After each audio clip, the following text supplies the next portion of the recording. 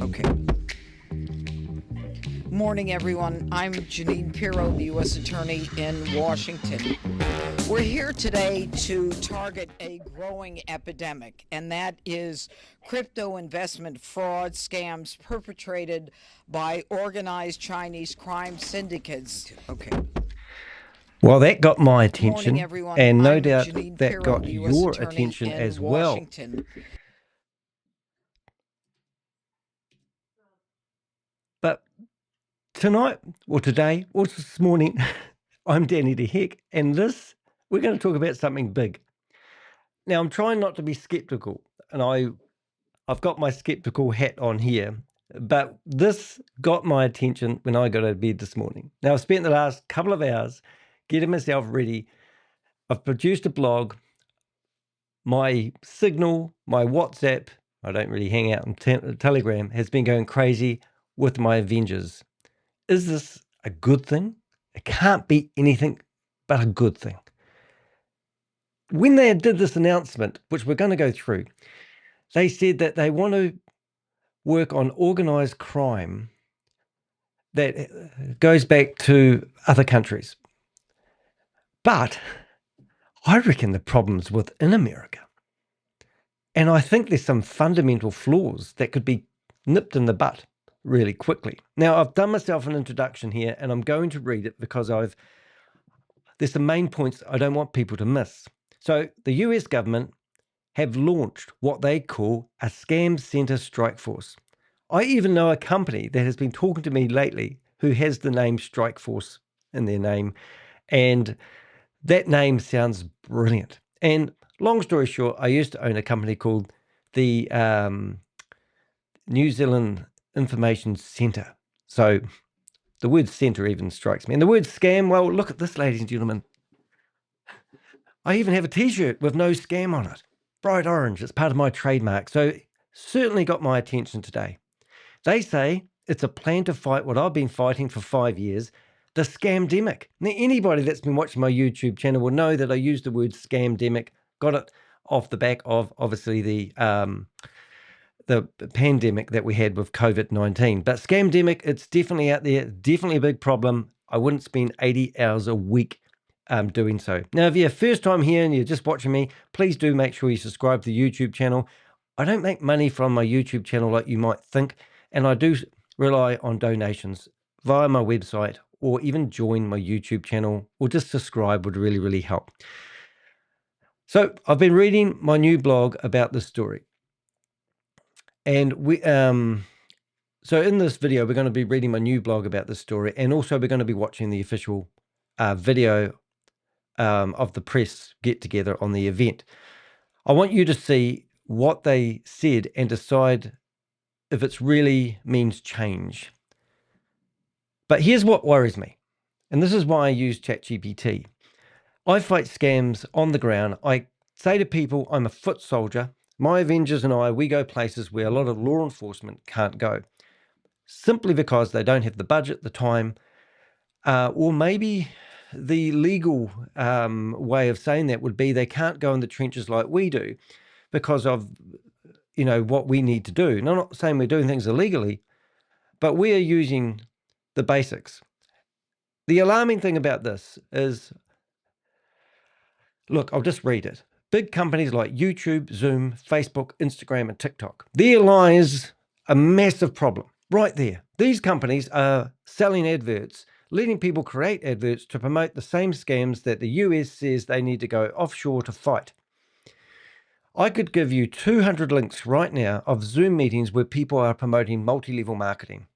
Probably at a guess, 60% of the people in those Zoom meetings are Americans who are actively promoting these Ponzi schemes and scams that America is claiming that they're going to stop coming into their shores. Well, I don't want to rain on your parade, but they're already in America. I'll use my other thing. For 12 months, I've been investigating the Pakistani software houses. These are companies that had raids in Pakistan, and they shut down these companies. They shut down these companies, and then what did they do? They went to 6 different continents, and was there 5? I don't know. Anyway, they went to mainly Texas in America, and they set up shop. They went to Pakistani people in America for other Pakistanis back home and said, oh, can we use your name to set up a company here in America? And we're going to carry on promoting our book promotion services. This morning, I got a phone call from someone claiming that I had a guy, Adam, who had been contacting them, claiming he was working for me, warning them that the opportunity that they were about to sign up for was a scam. And they rang me up to say, you have a guy called Adam working for you. And I'm going, no, I don't, but I have a team of Avengers that help me fight scams. That person's intention was for you to contact me. They were about to part with their money to get their book distributed in a whole lot of places throughout America and wherever, bookshops all over the place. And it was a fraud. This scam isn't Pakistani. This is Pakistanis who have gone into America and set up shop using American companies to do so. And it's not just America. They're in Australia, Canada, and even New Zealand.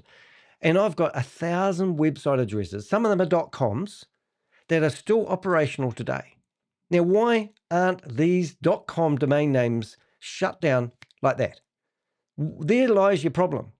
So when I see YouTube, like I've got in this blog, I've got about 30 YouTubers I scrambled together who are in America promoting these Ponzi schemes that the American people have set up a government agency to stop.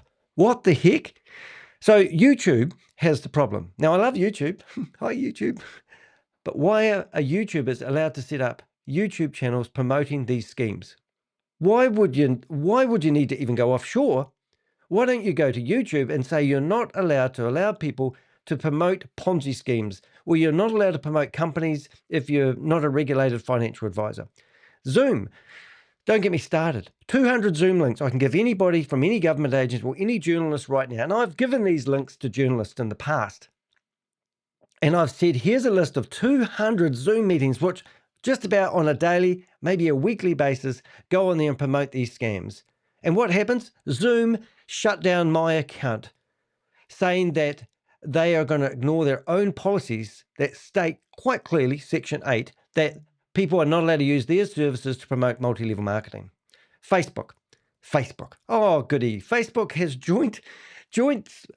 has put their hand up and said that they want to be part of this task force. How many times have you been on Facebook and seen an advert where you can click on it and potentially get a job?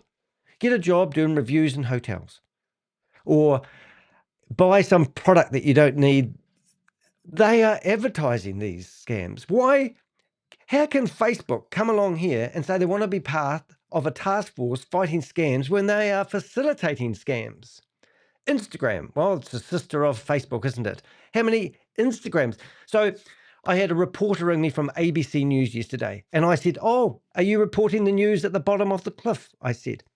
He goes, oh, what do you mean? I said, oh, you want me to hand you a person that's scamming, and you want me to hand you a victim who's willing to talk, and then you're going to do a story about it. Well, I said, why don't you change the type of reporting that you do and actually maybe give me some press?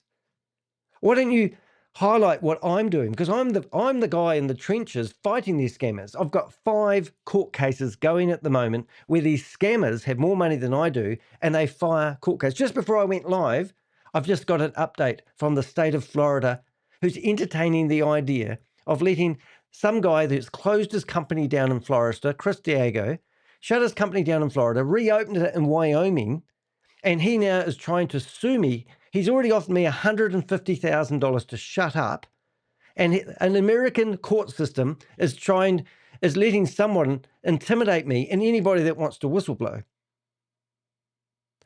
And I've filed a motion to dismiss, which I still haven't heard anything back from. Why are these companies allowed to act in such a manner when it's obvious there's no such thing as 60% return on your investment per year? And that's what they've been offering. And we're estimating a $300 to $500 million scam. And they claim that they've given out $100 million worth of dividends in 2024 to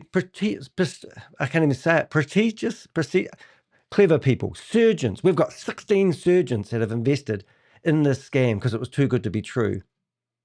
And they shut their company down on the 3rd of September, as I said, and they reopened it in Wyoming on the 3rd of September because Wyoming has slacker laws. It just goes crazy. TikTok, well, I've lost my Zoom account, I've lost my Facebook account, I've lost my Instagram account, I've lost my TikTok account, and I've lost my Reddit account because the scammers keep reporting me for being a scammer, and here I am trying to preach the truth. So don't get me started, well, maybe you have. So these are the companies that make millions from ads that help scammers find victims. They advertise these scams, the Pakistani software houses.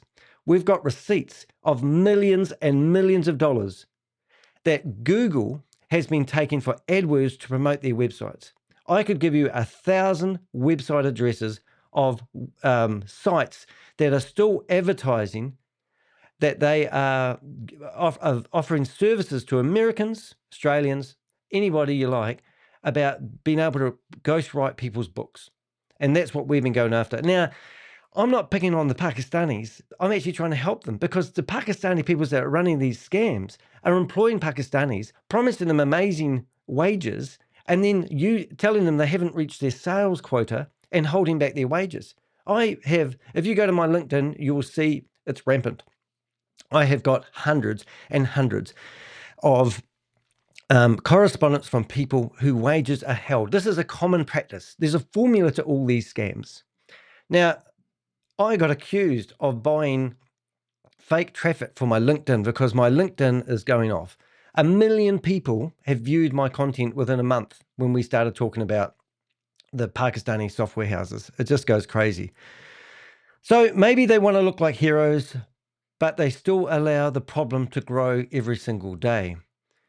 What about people like us? The ones that are really doing the work. So it's all very well to reach out to the companies and the people. What about the small people who I have a database of over 650, maybe 700 people that are actively promoting these Ponzi schemes? Why doesn't the police do a simple knock, knock, knock on people's doors like Mars Honda Henderson, who's just a victim, who hasn't thought the system that she was promoting to her community was real, or Quentin Bradford, a YouTuber that's promoted over 32 fallen Ponzi schemes and scams. What about the House of Gerald? I think his name's Gerald Scott. I've got his name written in the blog.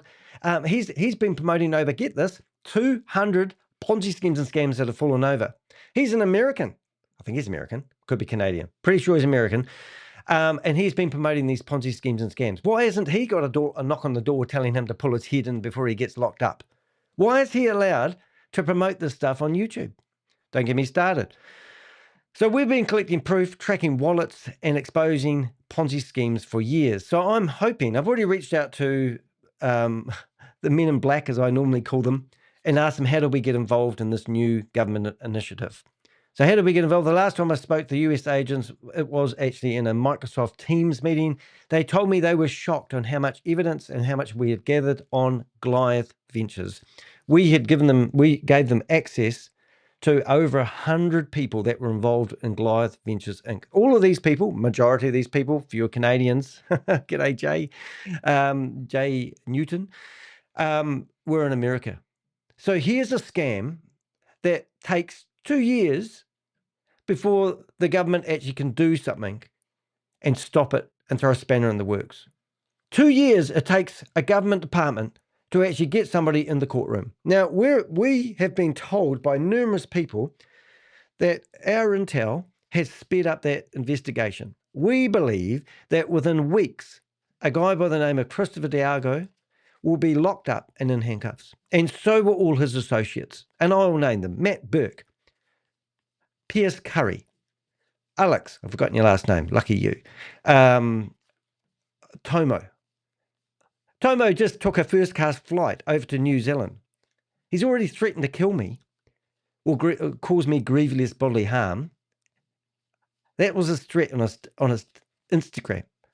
So when he come to New Zealand, I thought, oh, he's just doing this $22,000 flight over to New Zealand to see some software company. So I read, not software, soft drink company. And I reach out to that company, tell the guy that, be careful with the guy that he's dealing with, because he's dangerous. He was just on a cruise ship with Andrew Tate, the Tate brothers, you know them? And here he is shaking hands with Eric Trump, Donald Trump. Cash Patel, the Speaker of the House, Chris Diego, they're all mingling with these government departments. In the meantime, running a massive Ponzi scheme out of Florida. It's unreal. So is the problem really overseas, or is it right here? I say here, I'm in New Zealand, here in America. Let's not forget about Wyoming. Wyoming is a state that makes it easy to register companies. Every time I'm investigating a scam and I realize that it's in the state of Wyoming, I just we laugh. Because why are the laws in Wyoming allowed to exist? We've got companies that have been struck off the state of Wyoming because they provided illegal information, fraudulent documents, didn't have public identifiers on their websites. We had literally shut down their websites and they got struck off. 3 months later, that same company, same name, got to list again on the state of Wyoming. Exactly the same name. They used the same register, same everything. And if you do a search for Affiliate Marketing 3.0 LLC, you'll see that company's been struck off and now it's been re-enabled. What the hell? Why does that? What planet are we on? Are we on planet Earth? How does that exist? Go to Wyoming and have a look at all the shell companies that are set up. Some people, they don't even have a proper name on the companies that register them. One lady, I've forgotten her name, it's literally registered 70,000 companies under her name, and no one knows whether she's a real individual. It's just a fake name. It's just how stupid it is. So shell companies used to run scams that lead back to human trafficking compounds in Southeast Asia. Now, I went to, I always get the name wrong, it's called the Global Financial Crime Summit in Sydney, and I met Erin West. Now, she's a big advocate about human trafficking compounds, and we learned a lot about human trafficking, money laundering, and how it works. So we watched $22 million get laundered into crypto. They watched the crypto sit there. No one was doing anything with it. They believe that that money could be used for wars or terrorist events. Who knows? But there's a lot of criminal activities around crypto. Crypto, I have to say this, I'm not really a big fan of crypto. I've got nothing really against crypto. The New York Times gave me the name, the Crypto Ponzi Scheme Avenger. Doesn't mean I don't like crypto. It means that crypto makes it easy for criminals not to be traced. And that's what it's all about. Crypto is great, but investment platforms are not great. And I've never found one that I would recommend. And not that I'm into recommending financial investment opportunities to anybody. They don't exist. They use similar traits to cults that tell people that everything's in the future, but the future never gets there. So when I went to that conference, I met a guy that worked for the United Nations, and I said, "Oh, have you seen that PDF that such and such had put together?" And he goes, "No." And I go, I won't say her name. And I said, "Oh, they gave it to me because through my connections with Hyperverse, Ryan Zhu, they said that one of his associates has been deemed running one of these human trafficking compounds. So they gave me a copy of this PDF that was going to be presented to the United Nations to show the scale of the human trafficking compounds." She gave me access to a Google Dropbox. Every time I go through it, I see something I can't get out of my head. I was looking at a building thinking, oh, this must be where they house people in human trafficking compounds. 10-story building, somebody jumped off the roof right in front of me and landed on the ground and bounced as they landed on the ground. I've got photos of people being buried alive. I've got images of people being tasered, chained, beaten, just the most heinous acts you can think happen to individuals. And I'm thinking, what planet are we on that allow these activities to happen? So this person that I met face to face got up on the stage. Just before he got up on the stage, we realized that the PDF that he was doing the presentation on was the same PDF I was talking about. I just got my names wrong. Long story short, we found out there were 6 or 7 of these major human trafficking compounds. Now, because one of these human trafficking compounds grabbed somebody from China and put them in it, the Chinese were giving Thailand a lot of pressure to not power the Myanmar human trafficking compound. So there was an article about 3 or 4 months ago where Thailand had cut the power off to Myanmar. And just recently, I haven't been following the story, but Erin West is a hero. And she was showing that people were leaving KK Park, which was one of the main parks that she's been visiting and documenting and the like. So things are happening there. Maybe it's time. Maybe this is a shift. Maybe this is an opportunity for the world to wake up and get up to speed. So I want you to ask yourself, are you really going to work with us? I've reached out to a couple of the agents I know, and I've said, I want to be involved in this, but are you really going to work with us? I mean, what's the point of going to Meta and working with them when I believe they are part of the problem? When a company, states they're making millions of dollars from advertising. I mean, everything at the moment, the prices are going up. The world is becoming a harder place to be entrepreneurial in. People are getting desperate. A lot of people said to me, people are greedy who get involved in these investment scams. And I said, no, it's out of desperation. These people can't find a way to be entrepreneurial, make money, and make a good living for themselves. They're literally using the assets maybe from somebody who died, and they get their estate. This is where the money comes from. There must be a list of all the people that die, and then they go through all the scammers attack the families. I've seen one lady, I won't mention her name, 127. No, she lost $200,000. Initially, she told us she lost $25,000. After a bit of investigation and a few videos later, we found out that she'd put in over $200,000. That money had come from her mother's estate, and then they'd gone after her. And they said to her she can go do some trading. So she thought she'd invest her mother's money into her future, and then they chipped away. They keep skinning the bone. They call it pig butchering. They fatten the pig. They build a relationship up with these people. They befriend them. They're lonely people. They suck in this friendship. They confide with them, something private. These are all coming out of the human trafficking compounds. And these people fall for it because they're lonely. They're not desperate. They're not greedy people. And then they lose all their money. Then they double down. One scam that I did a video on just 5 videos ago was we called it a pig butchering romance scam because they befriended him. He mortgaged his house up to the hills, Australian guy. And then when he realized he had nothing left, they said if he wants to withdraw his money, he had to pay another $50,000 to open up a larger account where he could withdraw his money that he'd put in.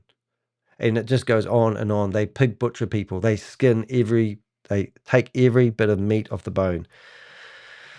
Alrighty, well, that's sort of my introduction there. Hopefully that sort of got home. I don't know whether to go through the blog or the video first, but I think I can't help myself. There I am talking to myself. So I think I actually need to go through the blog first before we look at the video. Now, I don't know, do I need to give a disclaimer here? When I see this is like the biggest thing. This is the biggest thing ever, having an organization claiming they're going to do what I want to do. I want to work with you guys. I want to use my intel. I'm the one that gets the lawsuits. I'm the one that gets threatened. I'm the one that I'm growing a beard at the moment, if you're wondering why I haven't shaved, because I'm going to try to hide my identity. Maybe I need to take my glasses off. Is that better? Can you recognize me? I don't know, but I'm the one that's in danger here. Right, so let's get into this. Let's have a read. For more than 5 years, I've been fighting an uphill battle against crypto and investment fraud, exposing Ponzi schemes, tracing money trails, and naming the people behind them. I've called this global phenomenon exactly what it is: a scamdemic. It is a scamdemic. I love that word. I hope I've spelt that right. It doesn't look like. I think it is. It just looks bigger when it's not all caps. But I have a folder on my email, and anytime anyone emails me anything about a scam, I put it into the folder called Scamdemic.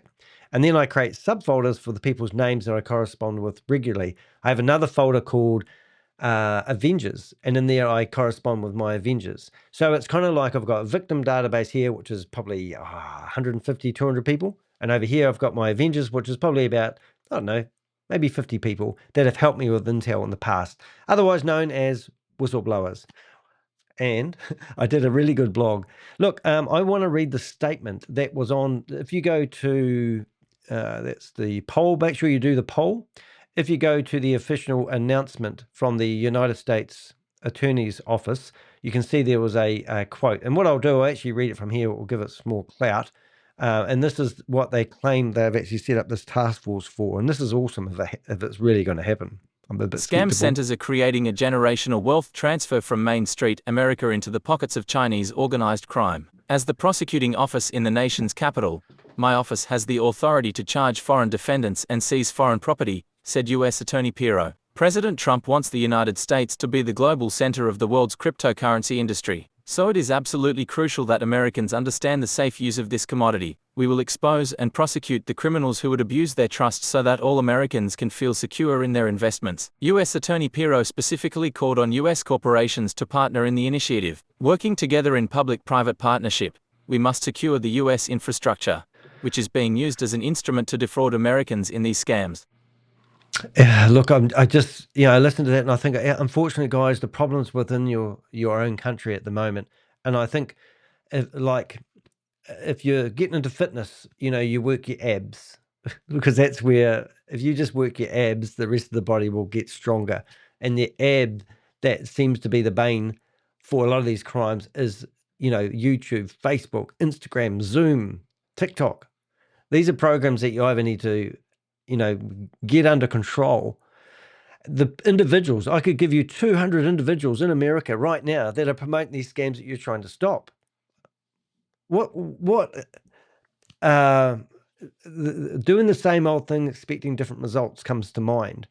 I mean, you have to take if I'm in a Microsoft Zoom meeting with I think it's the biggest US government agency that fights crime. And they are telling me they are they actually told me they were overwhelmed. They were amazed with the intel that we had done. And they said they simply don't have the resources. These are, district attorneys that were talking to me. So if a district attorney is telling us that they don't have the resources, hopefully this new organization has the money. If you're truly losing billions of dollars, then put a few $1 billion into this organization. Work with organizations like us. Don't say that you're going to, I should already know about this organization, I believe. Now, in a twist of irony, the US Department of Justice has adopted the same term. During the launch of their new Scam Center Strike Force, US Attorney Jeanine Pirro stood at a podium and declared this scamdemic is a generational wealth transfer from Main Street, USA, into the hands of Chinese organized crime. Look, I know they want to blame the Chinese for everything, and I've been to China, but don't tell anyone. But I went there because I wanted to see about TV remotes, and I do drop shipping. However, it's all very well. It is Chinese organized crime, but it has been ran out of Myanmar and Thailand, and Thailand got a lot of pressure from China recently to clean up the human trafficking compounds, which is fantastic. So let's carry on because I've put a lot of thought into this blog. I have produced this blog relatively quickly, so that's often a bit of a concern for me when I'm putting people out. But I've read through this blog, and I believe everything in here is truthful and factual to as much as my ability, except for me being able to highlight paragraphs. I'm going to read the whole paragraph at once because I don't want to be here all day. I'm trying to get my long form content down to normal form. So let's have a listen to this paragraph. But let's not overlook the role that America itself plays in enabling this global scamdemic. States like Wyoming have become safe havens for scammers, offering fast-track company registration with minimal scrutiny. Thousands of fraudulent crypto ventures, shell entities, and unregulated financial businesses have been incorporated there, giving international scam operations a veneer of legitimacy under US law. These registrations are then used to lure victims, open bank accounts, and bypass due diligence that would normally expose their crimes. Until the US cracks down on these domestic loopholes, the same system that claims to be fighting fraud will continue to quietly facilitate it. Yeah. Now, I'm just going to, while I did this, I couldn't help myself, but this is the state of Wyoming, right? So here's a company here called Affiliate Marketing 3.0 DAO. And if you can see it's been archived. And when it's archived, this entity has come to the end of its life cycle and can no longer reinstate. So this company, the person that promotes this company on Zoom just about on a daily basis, if not every single day of her life, is Grace Zumba. Grace Zumba is a judge that's been publicly reprimanded for her behavior as a federal judge. She lives in America. Why the hell is Grace Zumba allowed to be on a Zoom meeting promoting a Ponzi scheme and scam that have origins that we know go back to China? Sam Lee, Australian, been charged by America for his connection to a $1.9 billion scam called Hyperverse. Ryan Zhu, Chinese citizen, disappeared. No one knows where he is. He's probably hanging out with the queen of crypto from OneCoin, which I get accused of promoting, which I have nothing to do with. It's just crazy. So she's on there a federal judge, still a judge today, but she's been publicly reprimanded, and I think her behaviour got excused a wee while ago on what they accused her on because of the legal system's crap. And now that same company that's been struck off the state of Wyoming 2 months later, 3 months later, I should say, is now exactly the same name, and it is an active company. And if you go down here and you do your own due diligence, you can read the history. You can see the administrative action that happened with this company. And I don't know if I can open it up without being too stupid. Let's have a look. And it says here, I can, that this company provided fraudulent information, didn't have a public identifier, and has been struck off because it didn't respond within 60 days. This particular company is providing financial services to Americans, being promoted by Americans, and they're registered in the state of Wyoming. Are you telling me that this new government agency doesn't have the power to scrutinize the companies that are set up in Wyoming? My blood is boiling. I cannot believe this. Your problem isn't just in Chinese ran businesses, it's within your own communities. And I want to help you guys, show you where the real criminals are. I should probably be flattered. For years I've used that same word to describe what's happening. And now, the world's most powerful Justice Department is using it too. But I'm also cautious, because after half a decade of working on the front lines, documenting victims, and tracing stolen funds, this is the first time I've even heard of this so-called strike force. If they've really been active, why haven't they reached out to those of us who've been doing this work all along? Yeah. Now, this morning I got a phone call at, I think it was 8 o'clock, and from a lady who was trying to find out information about her mum, and she would say they've been pitched. I've got all the screenshots coming through. Thank you very much. It's absolutely awesome. And the number was what looks like an American number who claimed that they were working for me. And they said, do you have a guy by the name of Adam working for you? And I said, no. And they went, ooh. And I went, no, it's good. Adam's done a good job. Adam doesn't work for me, but I have a team of Avengers who know that you could be speaking, that you need to speak to me, because this is 100% a scam, what you've been pitched by this person. The lady had discovered something that was too good to be true, and her book was going to be distributed by this company. And here is somebody who's impersonated somebody who works for me as an Avenger, I assume. I haven't looked into it all yet, but I can tell that this is where we make a difference. You can work for me, and you can be one of my Avengers if you want to fight crime. Just don't break the law. We don't need to break the law. We just need to wake people up out of this trance where they think something is too good to be true. So who's the real culprits here is the next paragraph, because I seem to think that money and common sense is getting in the way of making a good decision. I can tell you now, and I can prove you that every single one of these names in here are facilitating the crime of letting people promote these scams wherever they originate from. For this strike force to have any real impact, it also needs to go after the platforms that make this scamdemic possible. Zoom, Facebook, Instagram, TikTok, and YouTube continue to provide megaphones for scammers and Ponzi promoters to recruit victims in plain sight. These companies profit from the traffic and advertising while ignoring the destruction left behind. Now, the only platform I still have is YouTube. All the others I've lost, but Reddit comes to mind as well. Now, Reddit's quite good if you want to find out information. You just need to search, for example, let's use Goliath Ventures Inc. You go in there and search for Goliath Ventures Inc. and you'll find articles and questions from people who want to know whether it's a scam or not. I go in there as one of the biggest scam fighters in Australasia, and I start saying, yes, it is a scam. Here's a blog that promotes it. Do you know what happens? I lose my account. The scammers, report my account because they don't want to hear from me. No, don't want to hear from Danny. He hasn't spent the last 80 hours a week for the last whatever going after scammers for no reason. His voice doesn't count, but people can block me, report me, and the scammers have the same power to remove my accounts as good people. And it just becomes a battle. That's why my foundation for what I do is my website, which is now protected by Google Project Shield. Thanks, guys. And now I've heard this idiot out there, let's call him John Citizen, who we've had his Proton Mail account shut down, he is now writing to Google Project Shield, claiming that I'm not a real journalist. And he's trying to get them to not protect my website. Now, when you have a WordPress website, people can send enormous requests to that website. For 2 months solid, I would get in a denial server attack, I believe, from Goliath Ventures Inc., my opinion, and other people perhaps. I've had them in the past. And that means my website can't be live, my message can't get out there. So when a scammer who claimed that I had cost him $300,000 US in losses and also given him a stroke, yes, a stroke, wrote fraudulent information to my hosting provider with documents that were produced on ChatGPT, my hosting provider went, oh my God, he's got a lawsuit going.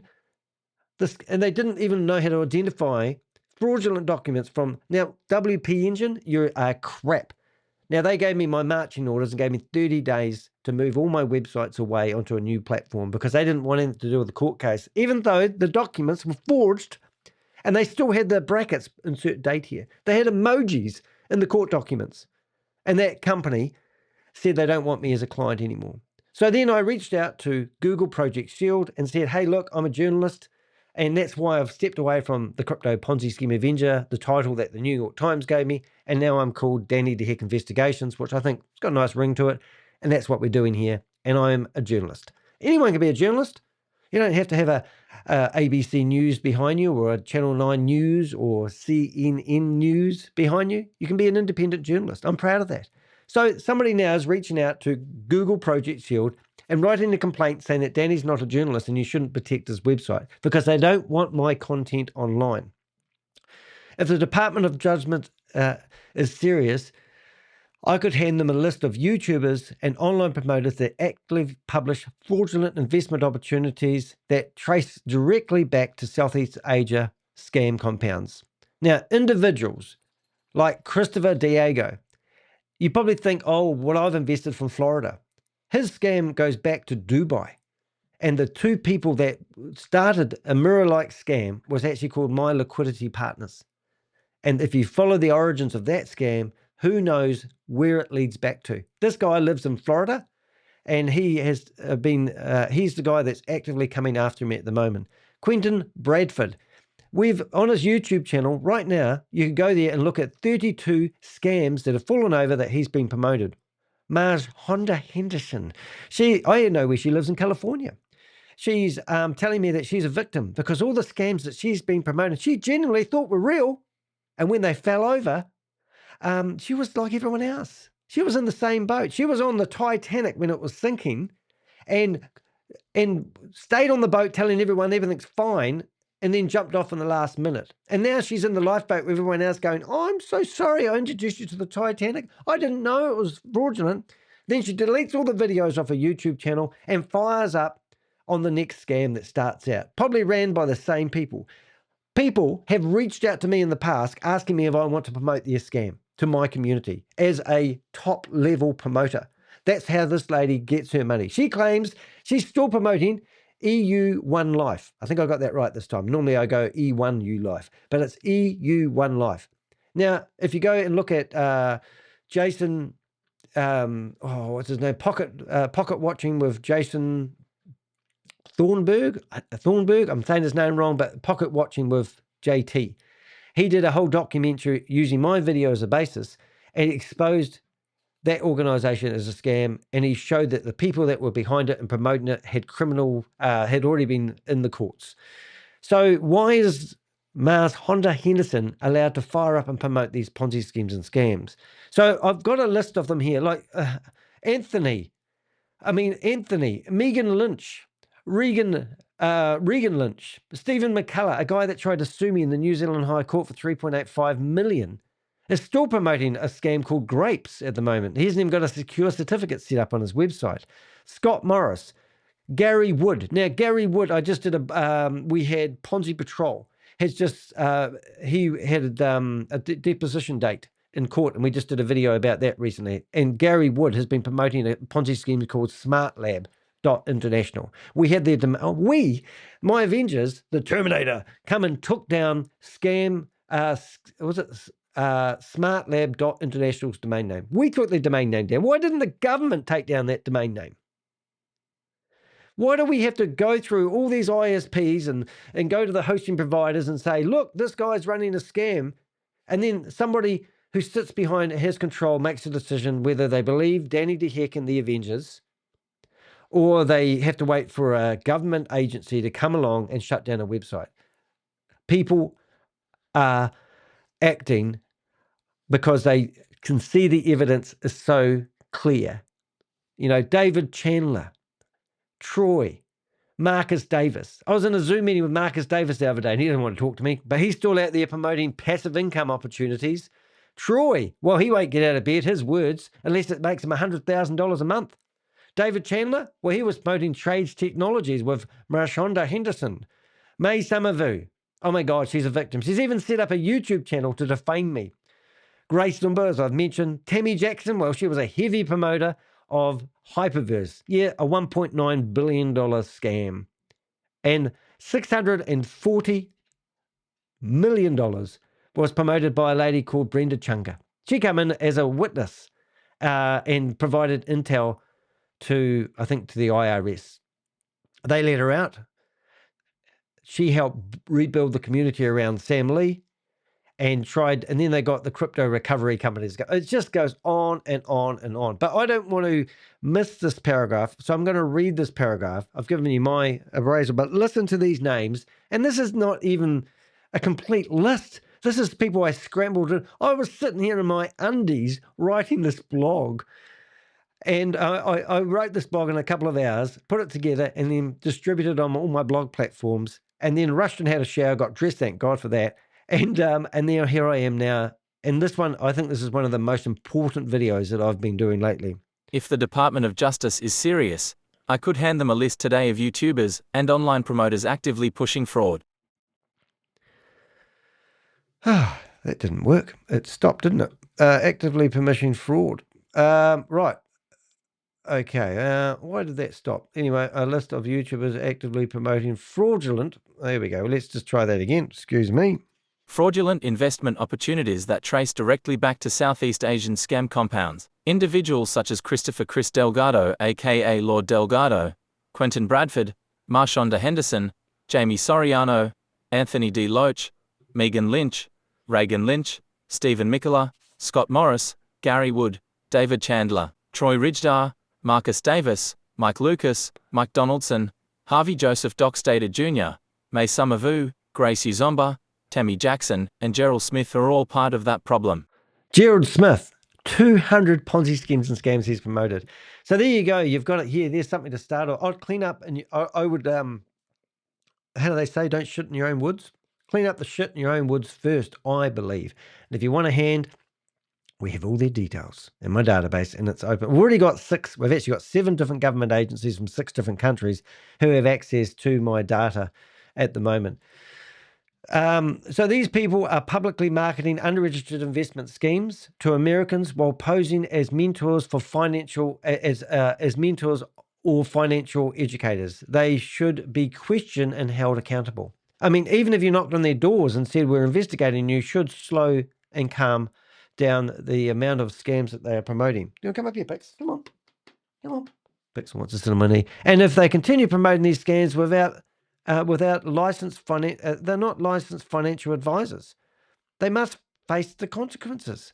I mean, why don't we do an investigation on what actually happens when somebody gets arrested and what actually happens to them? Bitcoin Rodney, only guy that's been incarcerated. They didn't put him in incarceration for promoting unregistered crypto investments. No, they did him for drug trafficking because that was the easiest thing to do. A lot of the time, if you commit a financial fraud, the maximum penalty is 5 years. So I know that Brenda Chunga literally has scoffed away a whole lot of money. Somebody who was closely involved with the family knew that she was setting up Gmail accounts, hiding the money that she had stolen. She brought in $640 million from Americans to Hyperverse, and the rate that the commission that you get is 20% on the first level.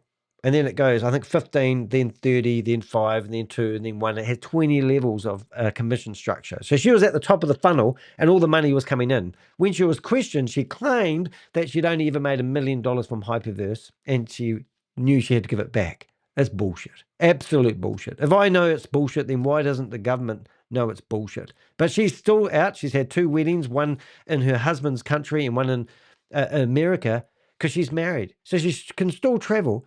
And she was on video after video after video promoting Hyperverse with Bitcoin Rodney. Now, Bitcoin Rodney, I should get that right. Bitcoin Rodney wasn't on many videos. It was hard to find. The IRS and I sat down in nice Microsoft Zoom meetings and I showed them the videos that we had on him promoting and talking about Hyperverse because they didn't have any evidence. Well, I have a ton of evidence here. If I was brought in to this government agent and we had a board meeting together, you would not believe what intel I have on people who are promoting these investment schemes. Stop looking at China for a start. Focus in your own woods. Come and reach out to Danny DeHeck and I will happily give you the intel. I will give you the leads that I have on individuals who are in America right now doing this. Government. I'm really on my high horse today, aren't I? All right, here we go. A government finally catching up. Pirro described what many of us have been warning about for years. Massive scam compounds across Myanmar, Cambodia, Laos, and the Philippines are defrauding victims in industrial quantities. Recruited under false pretenses, trafficked workers are forced to run fake trading platforms and romance investment scams around the clock. These operations are highly coordinated, combining human trafficking, money laundering, and cyber fraud under one roof. The UN Office on Drugs and Crime estimates that these syndicates now generate tens of billions of dollars a year. Yeah, now CoffeeZilla did a video a wee while ago, maybe a week ago, and he talked about how the casinos were advertising and people were, everything that you see, even celebrities are endorsing these online casinos. I've been to Cambodia, and when I went to Cambodia, there's a city that's close to the ocean. Can't remember the name of it, sorry, but you'll get the idea of my story. In there, I met the chief of police, the chief of Cambodian police. He had 5 cell phones, by the way, and they don't like them online. They bump data back and forth. Just sort of chuck that in there. Anyway, I met him and I said, how many of these casinos do you now have in the city that's by the ocean? And because when I was there was about 30 of them. There's now 130 of them. And they literally are working out of buildings that have been built by the Chinese, leased back to the Cambodians. And when you go into these casinos, they actually use American money. It's kind of really weird. And I went in there just to have a wee look around and I was told to sit down and gamble or get out. Cambodia is a very sad country because when I crossed over the border from Thailand to Cambodia, you know, you would see a mum there begging for food, not asking for money. And I had a bunch of bananas as I walked over one of the bridges when I entered into Cambodia. By the time I got to the other end of the bridge, I had no bananas left. I was starving, not as much as the wee kid that was literally dying in front of me. But when I met the chief of the head of Cambodia Police Force, I said to him, I said, well, aren't these casinos owned by the Chinese? And he goes, no. He said, they're just in Chinese names. And I go, oh my God, didn't know. And also I met the head crime commander of the Philippines as well. And I met Aaron West, which was fantastic. And it was the most amazing thing I've ever been part of. 150 organizations that are on the same boat as me. We're not in the Titanic, man. We're in the flight. We're in a fight for. We're on the right ship. We're not the sinking ship. We're on the ship that's trying to help people. And we get criticized. I get called things. People say you're doing this for YouTube clicks, and I go, have a look how much traffic I get. I have a small voice, but a friggin' loud voice.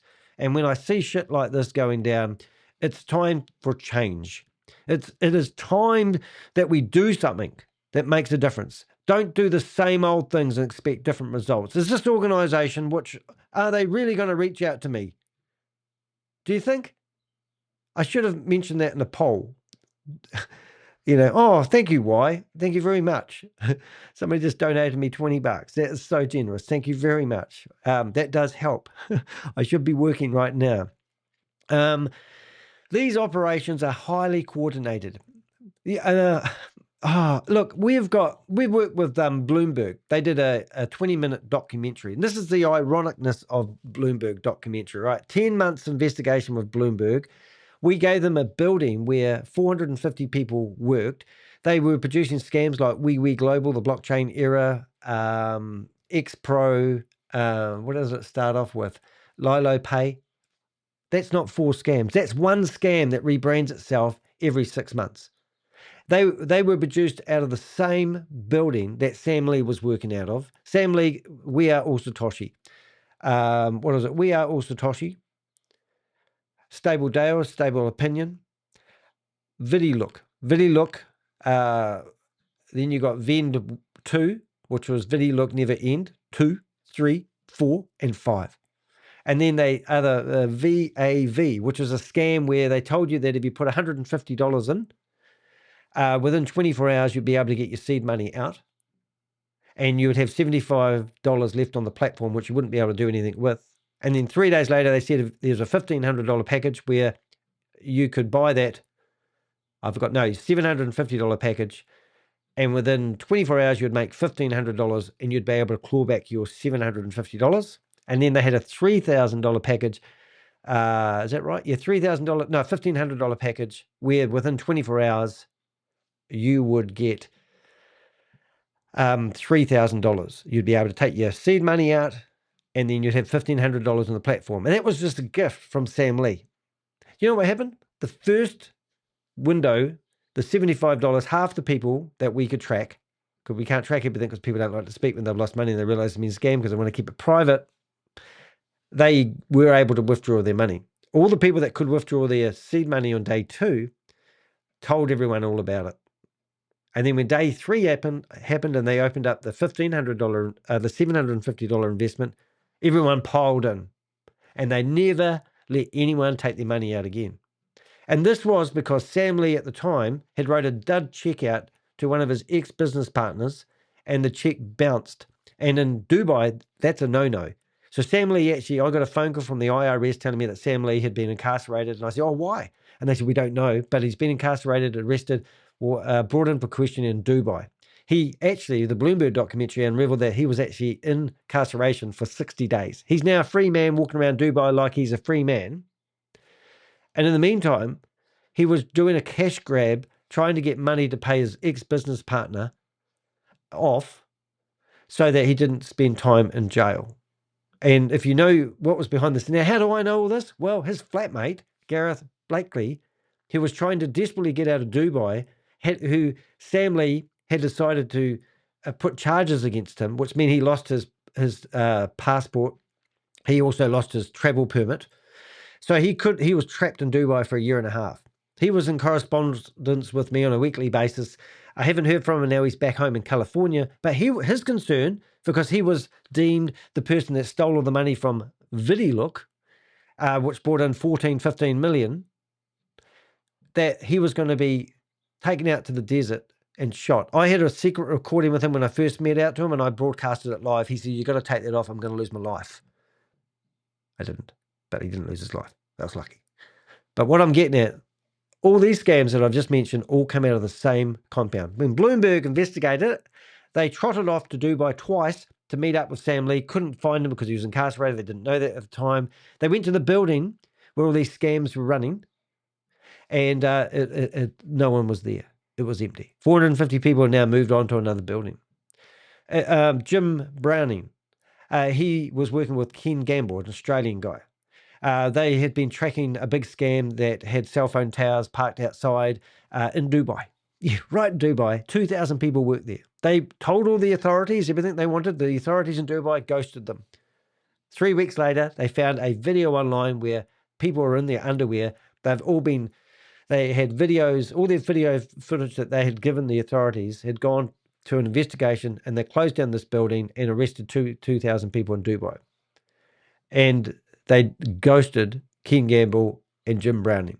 And I've spoken to both those people about that. They said, it's just, it's the world we live in. My point of these conversations is I know a lot of intel. I don't believe that many people really know what they're talking about. Until proven otherwise, I'm here. I'm an open book. you can use my intel. My Avengers will help provide any information. We can go places where you guys probably can't. We've got open communication with a lot of these gangsters who don't realize that we are who we are, and it just goes on and on. I think I've said enough.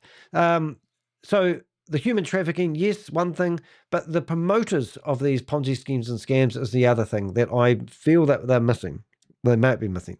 These operations are highly coordinated, combining human trafficking, money laundering, and cyber fraud under one roof. The UN Office on Drugs and Crime estimates that these syndicates now generate tens of billions of dollars a year.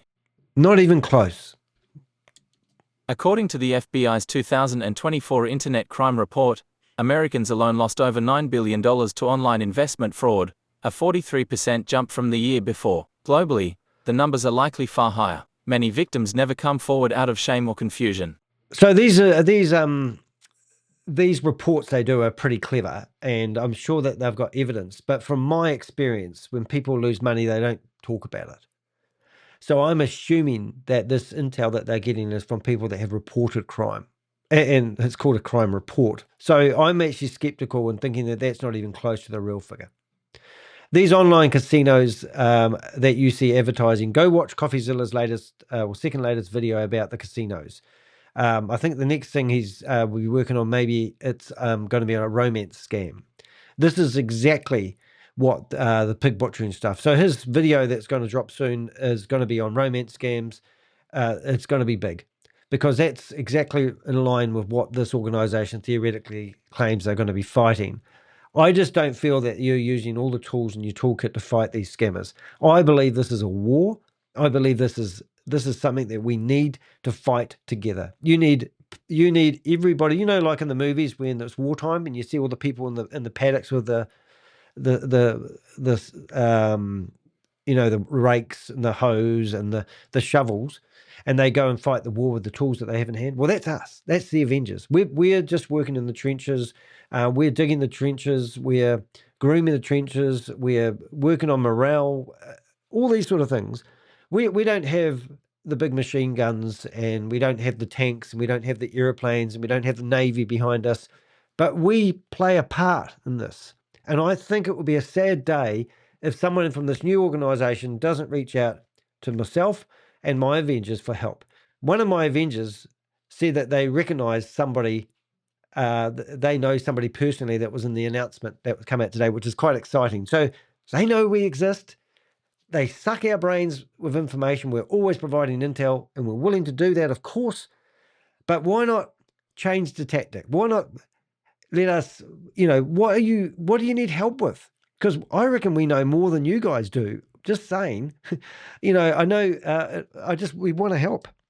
What the Strike Force says it's doing, the newly formed Scam Center Strike Force brings together the Department of Justice, the FBI, the U.S. Secret Service, the Treasury Department, and the State Department. Its goal, to identify, charge, and dismantle transnational scam networks, and to trace and seize the money stolen from victims. Yeah. This Christopher Goliath Ventures Inc., I got told by some very, very prominent people that I've got to be careful how I report it, because what I'm reporting on is going to destroy families. And I get that. And I'm not a dream stealer. There's no dream that you can put $100,000 into an investment opportunity and get $60,000 in a year. That $60,000 a year that you get back in that particular scheme is coming from somebody who's just invested. That's how Ponzi schemes work.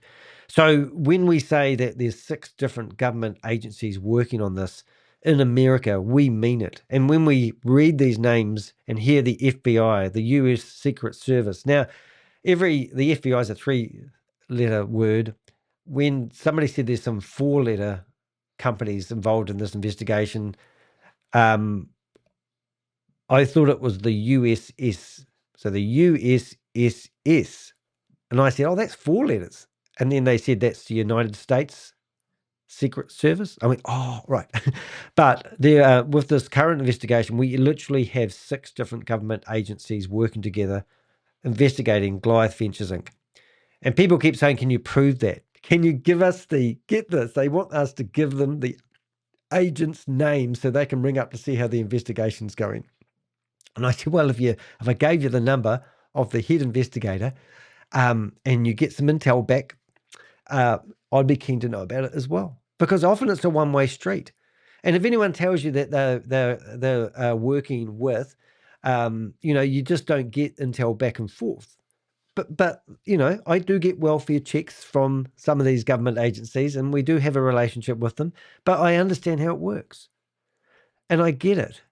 And that's why we're privileged when they reach out to us asking if they can ask us a few questions. They don't volunteer information, but they do. And we're friggin' amazing. Honestly, Susie just put something in the chat room down here. It says all hands on deck. This is a fight of a lifetime for me.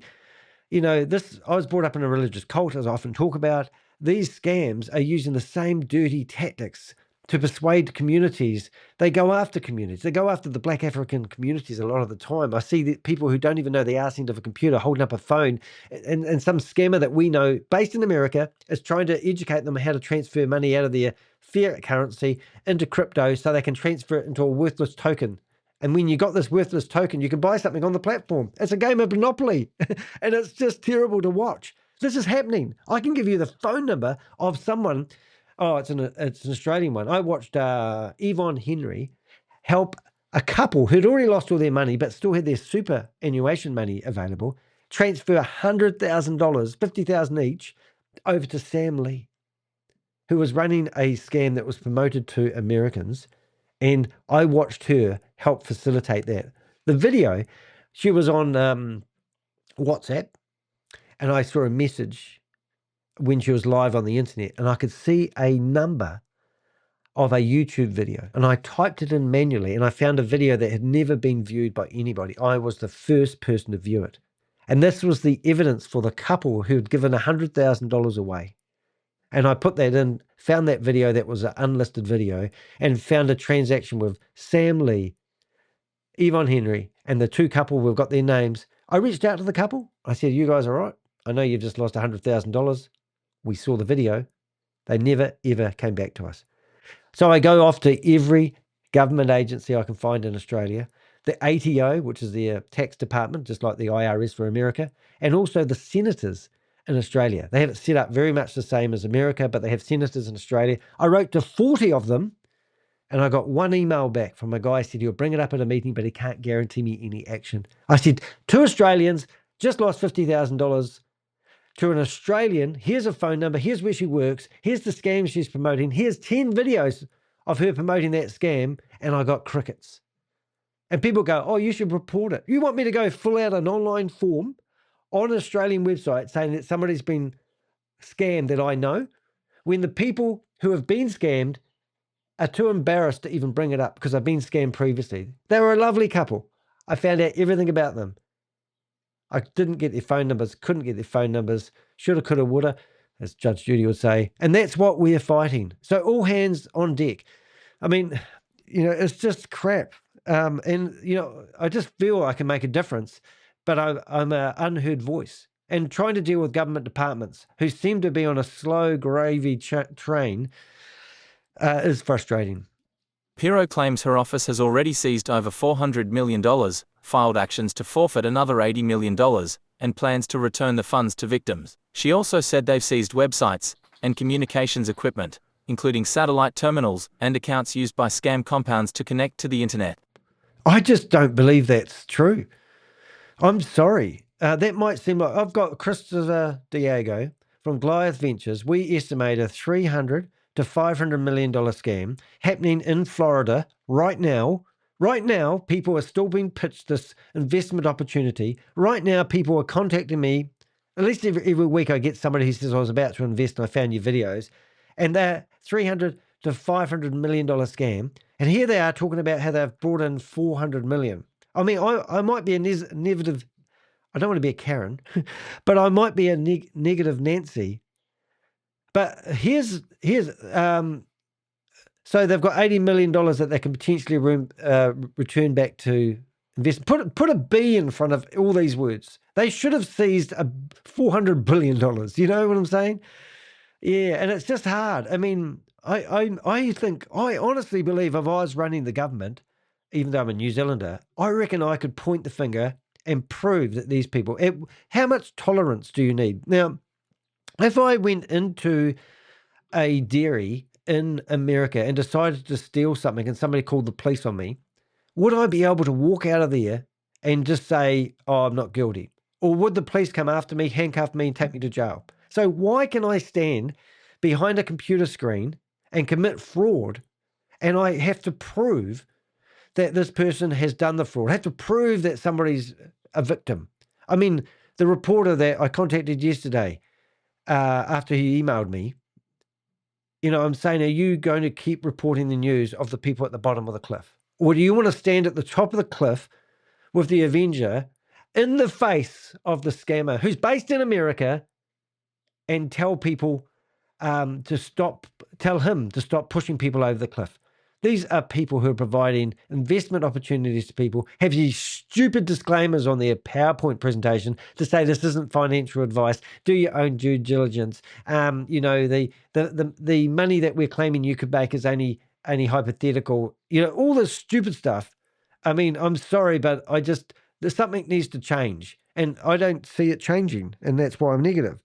At the same event, the Treasury's Office of Foreign Assets Control, OFAC, announced sanctions against the Democratic Karen Benevolent Army, DKBA, a Burmese armed group accused of running and protecting scam centers. Treasury official Bradley T. Smith made the consequences clear.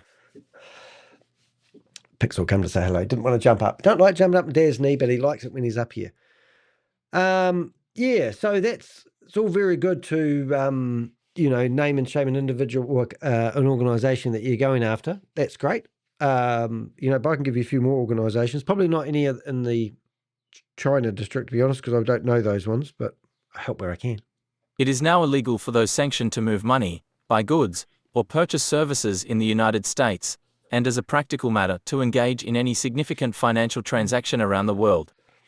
Now, I just want to say something. I can guarantee you anything you like that I could set up a company in Wyoming and carry on trading under that company name. This is literally what's happening with my Pakistani software houses. They've set up hundreds of companies. We've got 1,000 domain names of websites they produce claiming they're providing services to Americans as Americans, but it's all been pushed by the Pakistani software houses in Pakistan. So you're telling me that these companies are going to come up to you and say, we'd like to buy some goods. We'd like to buy some goods with our real name and everything. Is that what you're, Pixel, sit down. So, I mean, these companies are cleverer than you. I mean, one organization that we saw, Goliath Ventures Inc., actually, he used Samuels to register their companies. And we've tracked 500 companies that this guy Samuels has set up, who's helped facilitate so many company structures. He's in America.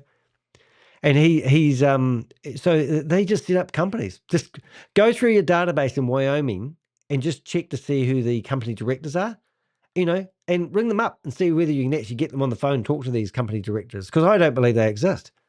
It's just crazy. Did I read that last paragraph? That's an important point. Let's have a look. That's an important point, because sanctions don't just freeze assets. They make it criminal to do business with these networks anywhere in the global financial system. Yeah. The whole of government model. According to the TRM Labs analysis, this strike force represents an all-tools or whole of government model that integrates criminal indictments, sanctions, financial intelligence, and diplomacy. Each agency plays a role. Yeah. Okay, so let's have a look at those different roles. Department of Justice, what do they do?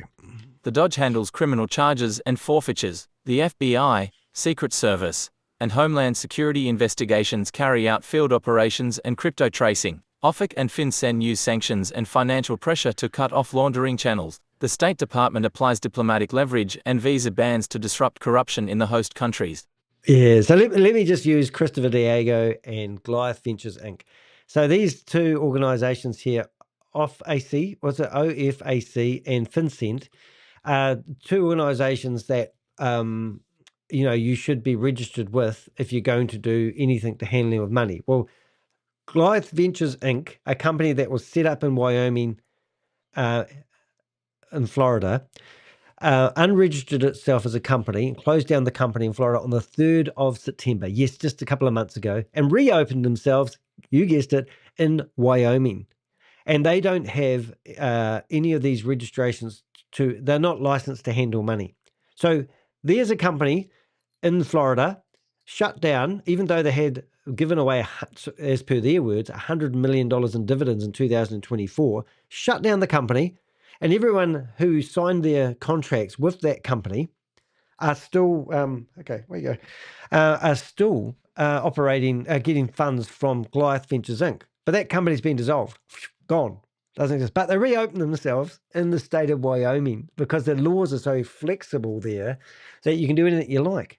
They haven't even told their investors, as far as I'm aware, that they have shut down the company. What's going on? Is somebody sitting there listening to what I'm saying? Do you realize that a company has shut down and still trading? They've reopened them in the slack state of America that doesn't really enforce anything. Mickey Mouse could go open up a company in Wyoming. Mickey Mouse could go open a company in Wyoming, or Pixel my dog, and they would be able to use that as some credibility that they're a real established company. Not even have, it's like, let's use dogs as an example. At the moment, we've got a few dog law changes in Christchurch. Those laws are not there for the people that do register their dogs. Well, they are there. But the people that are registering their dogs and doing it properly, those laws apply to them. But they don't have the problem with the people that register their dogs. They have the problem with the people that don't register their dogs. But changing the law is not going to help the people that aren't registering their dog because they don't give a stuff about the laws. It's just, I don't know if I'm making sense today, but... Pirro said, our best and brightest are being brought together to attack this problem by securing our infrastructure, returning money to victims, and bringing perpetrators to justice. Well, I'm totally ignoring everyone in the chat room today, but Queen Akama, Velvet, of course, Susie, who else is in there? Why? Thank you very much for your $20 donation. That really does make a difference. And you can join the YouTube channel just by hitting join if you like my charismatic nature. And please share these videos. Share this video. I mean, I like my opinion to be out there. It's not my way or the highway, but sometimes it's frustrating. Our best and brightest are being brought together to attack the problem by securing our infrastructure. Returning money to victims. Oh my God. When they say returning money to victims, this is part 2 of the scam. Anyone that gets scammed, I can guarantee that probably 20 or 30%, well, I can actually guarantee that 70% of people hope there's some organization out there that can get their money back. People come to me and they go, hey, I had one literally last week and I did a whole blog on it, the Australian guy. He said, I want to tell my story, but I want to be anonymous. And because I said, I don't want other people to lose their money. And I go, oh, that's great, mate. However, do you think there's a possibility I could get my money back? So I gave him, actually gave him King Gamble details. Now, he's never, and there's also another organization out there that will tell you what happened to your money. And they talked to me and they said, we never, ever promise anybody will get their money back. But people sometimes like to think there was a real person at the other end of the chain of this scam where they could claw the money back. That's what the human psychology says. I was talking to a person that took my money. This person will be in a human trafficking compound talking to you with somebody with a taser on their neck telling them that they've got to meet their quota or they'll get tortured. They're working 16 hours a day in these human trafficking compounds and 7 days a week. It's not a resort where they get to lay on the beach after work. They go to bed, they wake up, repeat. They don't care. They take their passports off them. They promise them the world when they get there. Often they land in Thailand. They'll have their passports confiscated for paperwork. Then they'll be told that the free flights that they use to get to that country are void and they need to work these flights off, even though they're told that their flights and accommodation will be all covered. The accommodation's covered, all right. And these are the lies they tell people. These are the same people that are defrauding people. So individuals who believe that they can get their money back, it is a lie. But if you're interested, you can hire a not a recovery agency, an investigator company that can tell you where your money went. It may give you some closure, but never think you're going to get your money back. And even that quote, returning money to victims. To me, I just about vomit when I hear that. I want to actually hear from a victim that's had their money returned. Anyone listening to this video that has had their money returned after being scammed, I want to hear about it.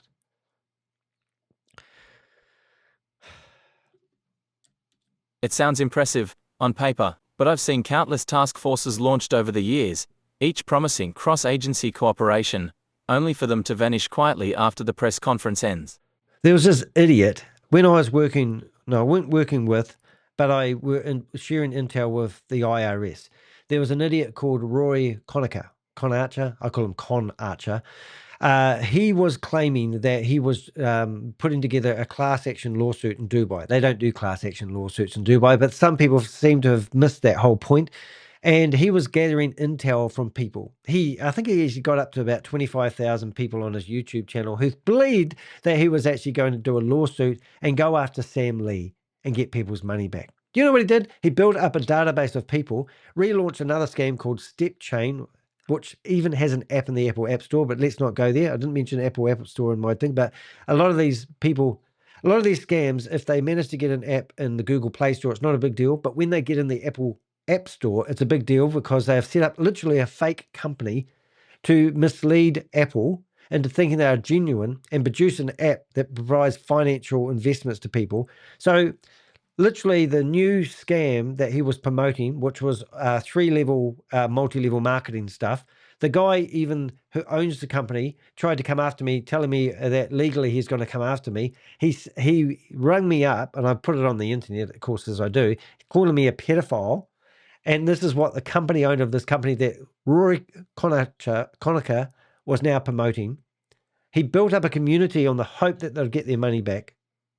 And then he marketed to that same community after saying months previously in a video that he would never market to that community, but he tried to re-scam them. And this was their way of getting their money back, was by signing up for a platform where he was going to get a commission.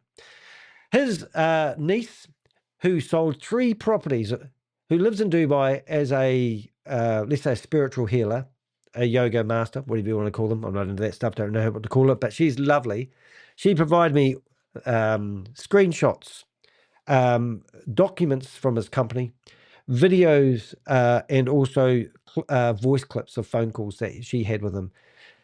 She produced she gave me enough information for me to produce amazing blogs. She took him to the South African courts. He has now been liquidated. Rory has 30 companies. The one company that he was telling everyone their investments were secure, and if they rock the boat, they won't get their money back. He went to court and tried to represent himself and failed miserably.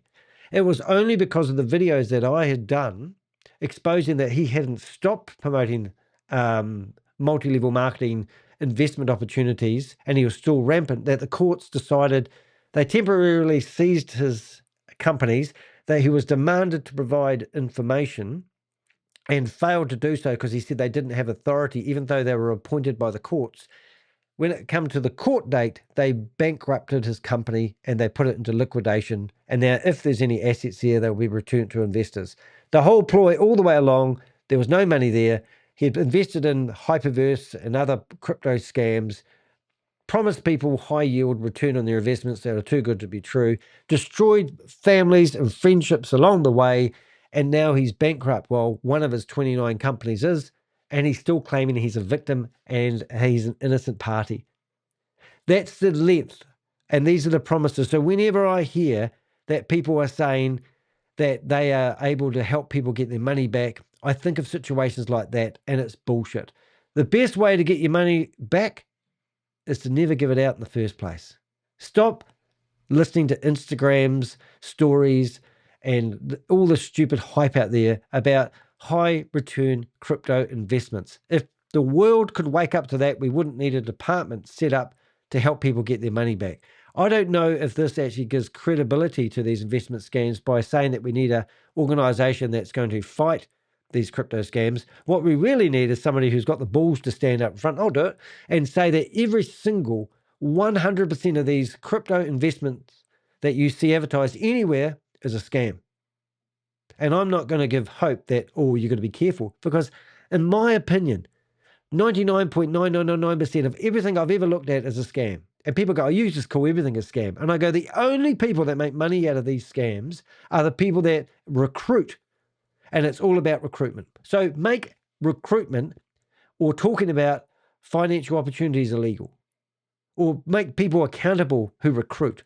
I'm a registered financial advisor. I go to school and I learn how to do it for 4 or 5 years, whatever it is. I do all the courses and I get myself a certificate.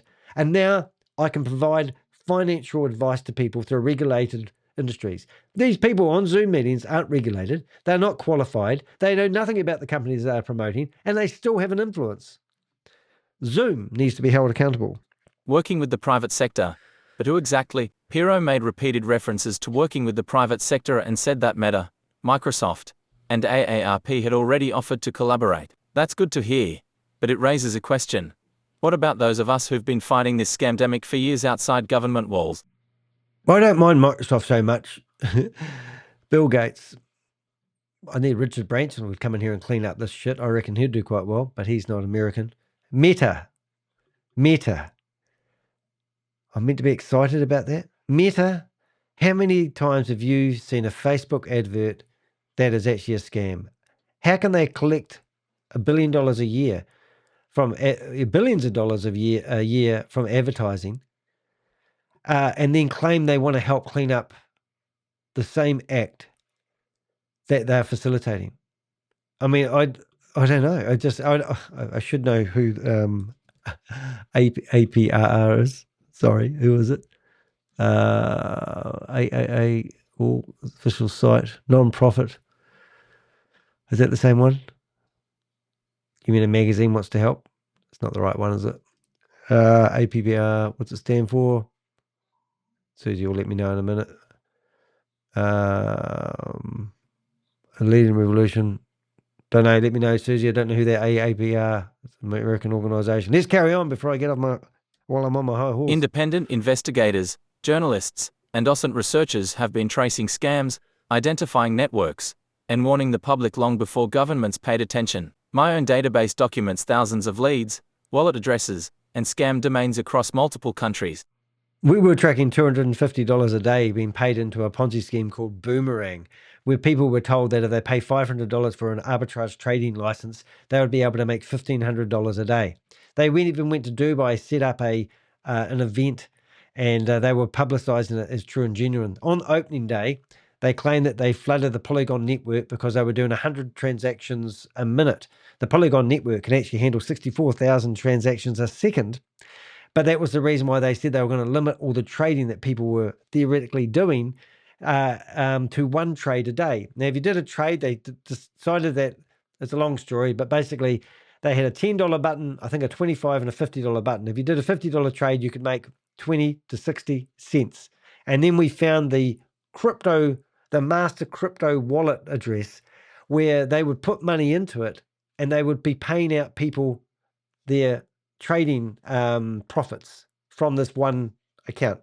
And then whenever it went into maintenance mode, it was because the wallet went empty at 3 a.m. in the morning. And when they topped it up, it would start trading again. So we found that wallet. And it was Crypto G's money, thanks Crypto G, but we put $10 worth of our money into it, and then it come out of maintenance mode and people were able to do trades. And we sat there, hit and refresh until we watched it on the blockchain. And what they were doing is they were just doing swaps from one currency to another, back and forth, back and forth, back and forth. Then Rob Woolley, my mate, come along, and we went into the website. And we found the website code that was generating the winnings that this company was claiming was done from arbitrage trading. So after they started doing arbitrage trading, then all these other companies all ran out of China, all started claiming they were doing arbitrage trading as well. And everyone's doing arbitrage trading. And now everyone's producing credit cards that are backed by Visa that Visa don't know anything about. Why does Visa, don't get me started, why does Visa allow people to have their name on a credit card claiming it's backed by Visa when Visa publicly deny the fact that they were endorsing a card? Now that's Bloomberg documentary talking here. I didn't finish that story. Long story short, Bloomberg produced a video, 800,000 people viewed it. I was featured in it. Sam Lee was featured in it. And Shahvis Anwar was featured in it. Shahvis Anwar threatened me with a lawsuit claiming that I'd lost $300,000 because of the hardship I gave him, and he also had a stroke and I caused it. And he also got my website removed from my website host with fake court documents. For some reason, which Bloomberg haven't told me, they have actually re-edited the video that I was in with, and they've stripped out everything to do with Chavez Anwar. So now it's kind of like throwing me under the bus. Does Chavez Anwar have some clout with Bloomberg? Did he produce some fake documents and threaten legal action if they ruined his great reputation? He even won the Entrepreneur of Middle East award. And we found companies that he was claiming he owned their software. Then we found the companies that were white labeling the service he was claiming his developers had produced. His developers has produced this software, and we found the company that had given him the white labeled service. So we reach out to that company and go, do you realize that Chavez over here is claiming that he is the developer of the software, which looks like your service that you're offering over here?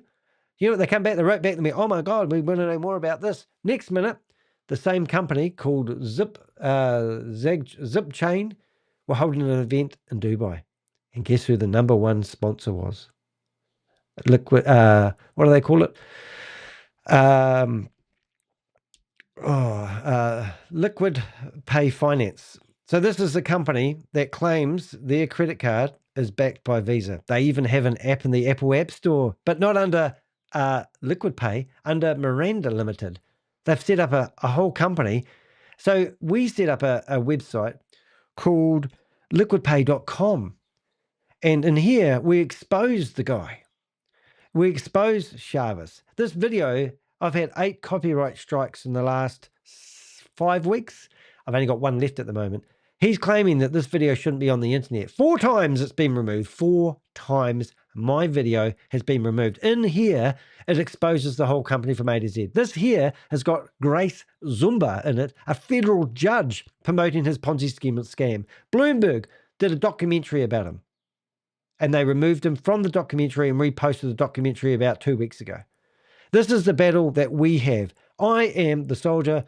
I am the guy in the front line. These guys are getting away with it. We expose them. They try to shut us down. And not only that, this guy, 1, 2, 3, 4, 5, 6, 7, 8 companies. We've had these websites shut down. They get them back up again. There's Chavez here, and here's the quote from Bloomberg Business Week. Visa said in a statement they had no relationship with NinePay. His company was called NinePay. And after he got interviewed by the reporter in Bloomberg, he rebranded the company to Liquid Pay. And exactly the same thing. 2 weeks after this was in Bloomberg Business Week, he rebranded the company and carried on doing what they just rebrand. His name at the time was called Chavez Anwar. Now he's won this award with Entrepreneur Magazine Asia Middle East. He's now come out with a different name, and I can't pronounce his name, but I think it's Chavez Shadinki. And if you want to see, I've got his lawsuits on the wall over here.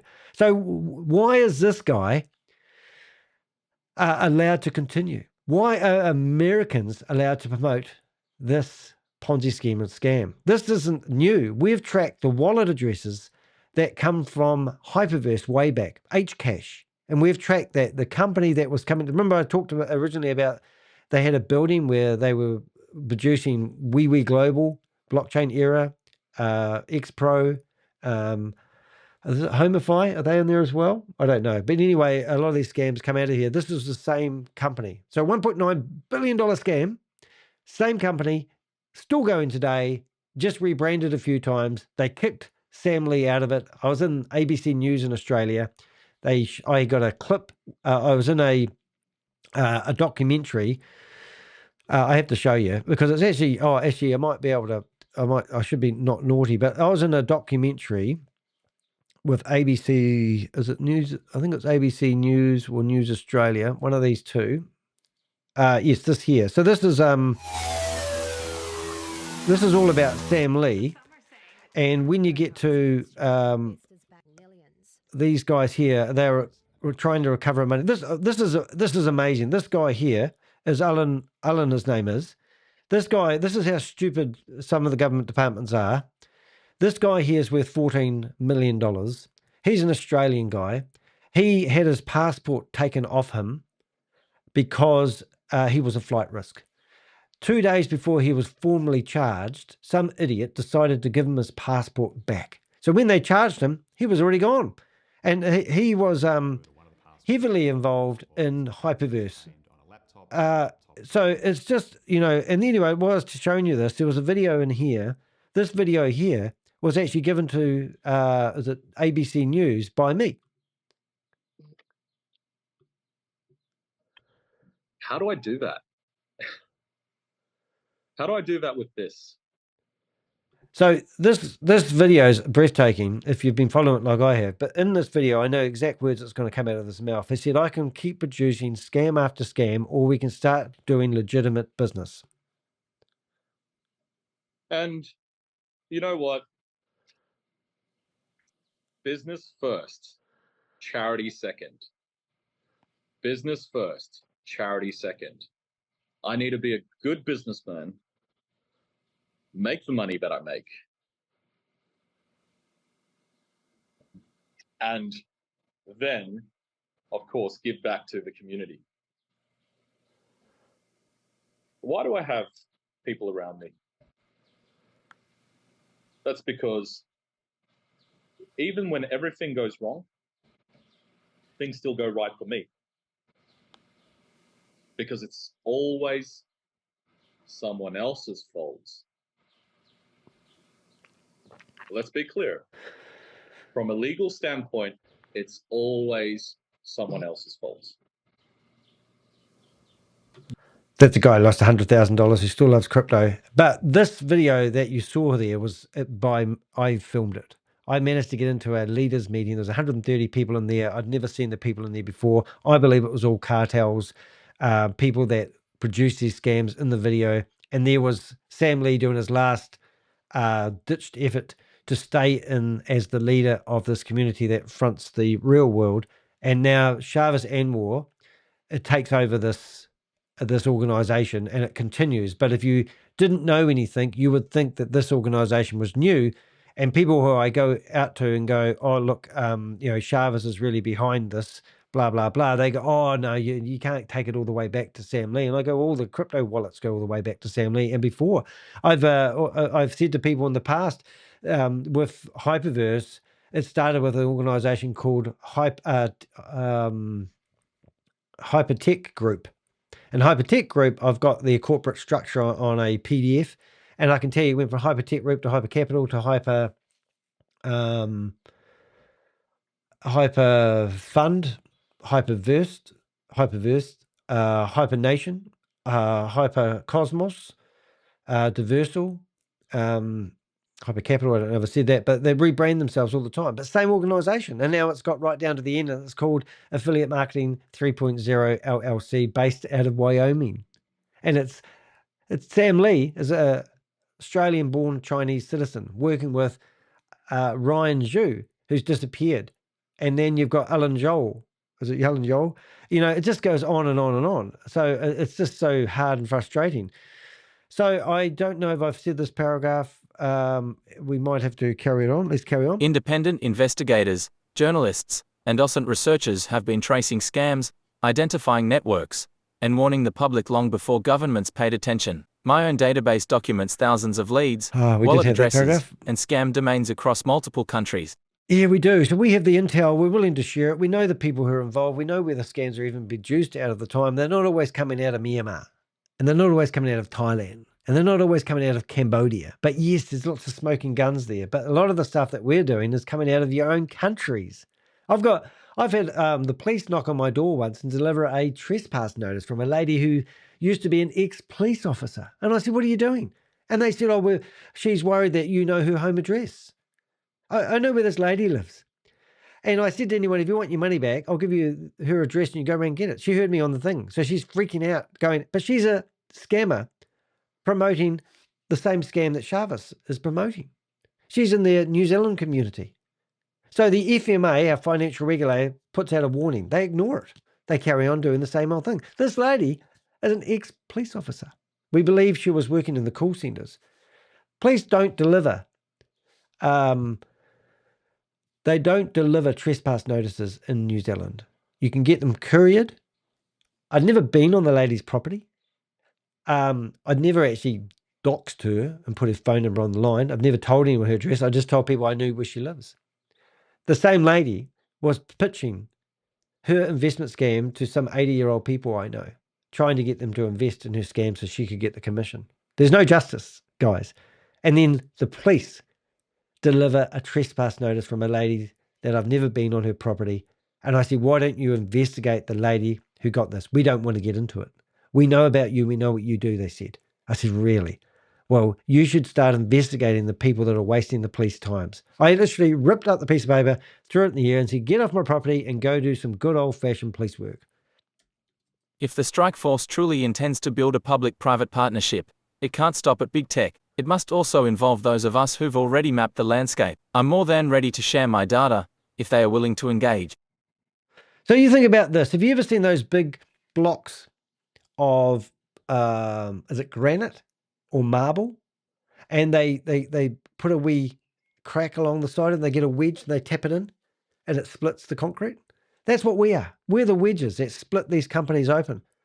We can crack open anything. You give us a scam is like giving a bone to a hound dog. We will find it. We will open it. We will tell you who's behind it. Open source intelligence is what we do. And I think these organizations need to start doing things different. They need to trust a few small organizations like ours. I believe that we can make a huge difference here. We just need Learning backing. from the Prince Group case, the Dodgers case against Cambodia's Prince Group shows what this type of coordination can achieve. In 2025, prosecutors unsealed indictments against Chen Zhi, the group's chairman, for wire fraud and money laundering conspiracy linked to forced labor scam compounds. Investigators traced 127,271 Bitcoin, worth roughly $15 billion, making it the largest forfeiture in US history. Oh, not good enough. Alongside that, OFAC sanctioned 146 targets, and FinCEN designated Cambodia's Huon Group as a primary money laundering concern, cutting it off from the US financial system. The case proved that when every lever is pulled together, indictments, forfeiture, sanctions, and diplomacy, billions can be frozen before they vanish. No comment. That's the kind of integrated approach we need to see regularly, not occasionally. Yeah. I mean, honestly, like, why not start at home? Queen of Karma's in here. She's spent her last couple of years, if not more, of her life fighting on passive. Just got fined like $25 million. I can't remember the exact figure. And the guy that theoretically isn't allowed to be the director of a company now, Ash Mafare, whatever his name is still in Zoom meetings. And he's looked at like a cult leader. And people look at him as a visionary. And he's just scammed over $105 million from people, even being able to advertise on the side of a massive building. That was even in the Bloomberg documentary I did. And, like people like Queen of Karma dedicate her YouTube hours and hours and hours exposing these organizations. And we get called the naysayers and the dream stealers. It's breathtaking in our world. I'm not asking for anything other than I want people who are about to invest to listen up and use common sense. If it's not regulated, there's a reason for it. If it's not regulated, you can't go back to the law enforcement and ask them to help you, can you? Because it's not regulated. You've chosen to go to an unregulated industry because it's all new hype about crypto investments with ping words that you don't even know the meaning of. It's just crazy. The human cost of the scamdemic behind every statistic is someone's life destroyed. Pirro shared the story of a Virginia man who lost $272,000 to a crypto scam before taking his own life. There wasn't enough money left even to pay for his headstone, his daughter said. I've had two people in my immediate family die by suicide because of they couldn't live up to the high expectations of the Jehovah's Witness organization, I believe. When I started doing these scams videos 5 years ago, there was one company that rang me up, a whistleblower company, were offering to partner with me, and I didn't partner with them. But if you become a whistleblower, there is money there for people who whistleblow and help government agencies. And if they recover the money, you can get, I think it's 30% of the money that's recovered And the company that reached out to me was a whistleblower company, and they said that they would fight all my legal battles. They would do everything needed to fight the battles if they use my intel, and if and when we get the money back, they would go halves with the money with me. And I said, thanks. I didn't know anything about it at the time. I listened to it. Never happened. I actually had two companies reach out to me with similar sort of deals. But long story short, I think what was really interesting about that is I can't remember the story on that. That organization that reached out to me said that 11 people in one scam had died by suicide. And that shows that's part of my why, is because I've had people in my immediate family die by suicide. It affects me every day. And now there's scammers out there that are promoting these scams. So there was a great video. If you go to my website, there was this video here with Brandon Williams, who exposed Scott Morris. And this was breathtaking. In here, in this disposition that went down the other day, the scammer was in here, and he was asked, this is Scott Morris, there was a lady that died by suicide he was telling to invest. And it was all going throughout his community. He basically said it's not his problem. It wasn't the reason why she died, and he's not a medical professional. It was just stupid. This lady had lost everything to advice that he had given her, like any investment, you could argue. But these people offer high returns. They sell this dream like a passive income, where you give money and sit back and twiddle your thumbs and you're going to be made whole. It is ridiculous. This was the absolutely incredible disposition, and it was done in first class. It was 4 hours and 31 minutes, and at the very end, there's a hero of the day, and we in the scam fighting community, Brandon was amazing. Ponzi Patrol, he's a friend of the channel as well, but we did a whole video about that. So people are dying by suicide. So these people, as I said before, aren't taking people's money. They're actually taking people's lives. They're destroying relationships, friendships, and they are living a fake persona of individual. They are the bottom feeders on the planet, these people that promote these unregistered unregistered financial investment opportunities. The Secret Service reported more than 3,000 victims contacting the agency in 2025 alone, with $495 million in cryptocurrency seized or frozen. In one case, agents traced 500 websites linked to a dating app scam, recovering $66 million. Another case led to 120 new victims coming forward after the first seizure was publicized, proof that public visibility matters.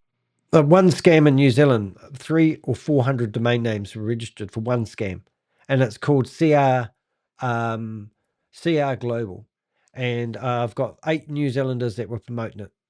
And I've gone to the FMA. I just got an email back 2 days ago basically saying they're not going to investigate their latest domain name because it's already been shut down. Who shut it down? The Terminator.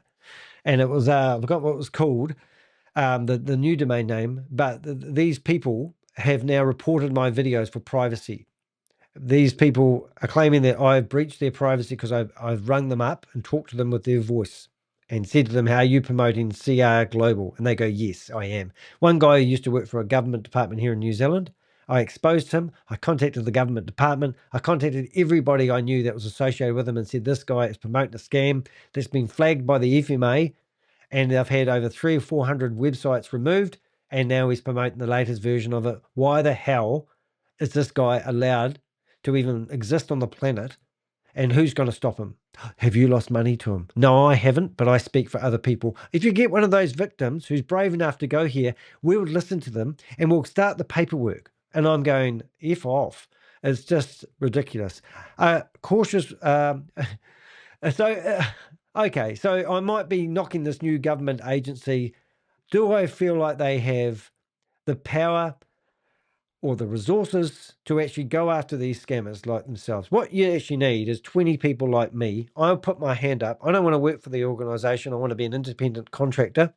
I want to be silent. I'm happy to be silent. I want to provide you intel. I don't care if you bleed my brain dry, but give me something to go on. Tell me who you're going after. Give me individuals' names. I'm not going to get on here and do a broadcast about Mary Poppins if she's been investigated, But I can tell my team of Avengers to let's have a closer look at Mary Poppins. Let's find the circle of people that she is around. Let's look at the crypto wallet address we've got for Mary Poppins, and let's see what other crypto addresses are associated with it. Crypto G, he's my man. Susie, she's my lady. We can dive into these crypto wallets, and we can go through and find who they're associated with digitally and on the blockchain. We can find, what we had a lady the other day who's my last copyright strike is for a lady that's called Zion. Now, this is the sort of shit. I didn't even mention her name in this. Let's go back. Zionic Global. Zionic Global is a lady who is meant to have a $450 million portfolio. And she's decided that she's going to spend her life inside a computer promoting her new crypto opportunity. So here's, I'm going to open up these two, and this is just give you a real life example. So the first one here is this lady here. She's managed to actually pay for a sponsored advert in a magazine called Income Opportunities. How ironic. And if you go through and have a read, you'll be horrified like I am in the picture. Here, we do a whole video on it. And the bullshit that this lady says in this magazine is just total crap. Now, this company has tried to do a copyright strike, meaning they've taken the video, one of the videos offline that I've done, and within 15 days after YouTube realized that she's not going to stand up for her rights to have my video on the internet, they will put my video back online. So it might even be this one here. I think this video has been taken off. No, it must be another video. Must be the live version. So people often wonder why I have two versions. I record this live. After I finish this live, I'll chop this up and put it back on the internet. I'm doing it because these dumbasses that claim they are internet gurus don't realize that I have two versions of the video and I stream onto 6 different platforms. If I cut this up into a podcast, then it will be on 18 different platforms, which literally gives me 24 places where my content is marinating on the search engine. So when you come along as an innocent investor and you search for Zionic Global, you will find that one of those bits of content will come up in the search things. So we literally shut down. So if you go to this website, you can see that we have actually shut down the zionicglobal.net website. And we've also shut down, which redirects to, so it means that they've already lost control of their zionicglobal.com website that redirects to zionicglobal.net, means it's probably been frozen. And I know because we've frozen both those websites and the domain names, and they cannot move them. So what do you think happened there, guys? So this lady that's in America, which I'm going to add into the list, what do you think she does? Let's have a look. So she goes and opens another one called, right, so this is zionicglobal.co. And she hasn't even got this set up right because of the secure certificate. Now, this is a company that's taking people to the future and the moon and Mars and further. And then what they do is they go set up a new domain name. They move it to, so now it's getting a denial server attack. Great. And now we've got zionicglobal.ai. So every investor, even her PowerPoint presentations, still promote zionicglobal.com because she hadn't had a chance to update them. This is a lady who's claiming she's in charge of a $400 million empire. But we researched her, and why I started talking about her, we start researching her and we find out that she's not the one behind it all. It's her husband. Her husband has been on behind MLM since 2013. She's decided to get on the bandwagon. She claims that she's the co-founder of 2 successful companies. And now she wants to help people build their financial freedom. And this lady is on Zoom meetings day in, day out. How can my team take down her website?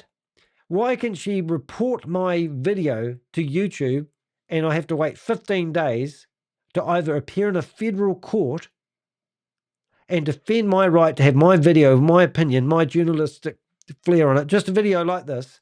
It wasn't a copyrighted video. Basically put, it was a fake copyright strike that YouTube seemed to entertain for some reason. And I have to sit here and wait 15 days before my video goes back online. And I've had eight of these copyright strikes in the last 5 weeks. Why is that allowed to happen? Is YouTube helping me? And am I a criminal, or am I exposing or telling the truth? What am I actually? So these people use what they can to fight back with us.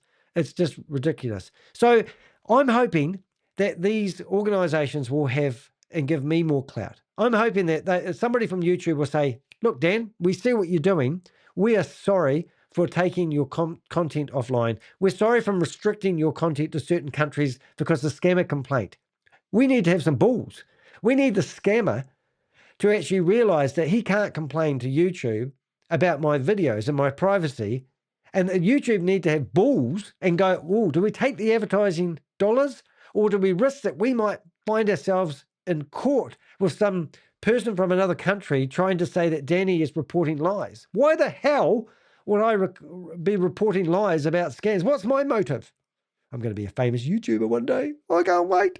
All right, let's carry on. So it's a cautious welcome. Welcome to this new American government organization. I can't wait to see what you guys do.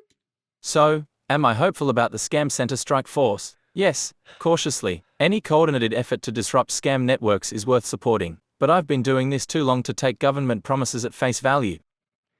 You can obviously see this one here. I woke up this morning and I'm going, oh my God, I've got to do a blog about this. The real test will be whether they work with independent investigators, share data, and engage with the OSINT community that's been exposing this ecosystem for years. Until that happens, this looks like another bureaucratic operation built around the same agencies that ignored these crimes for far too long. So we need a government organization set up that involves OSINT reporters or OSINT investigators.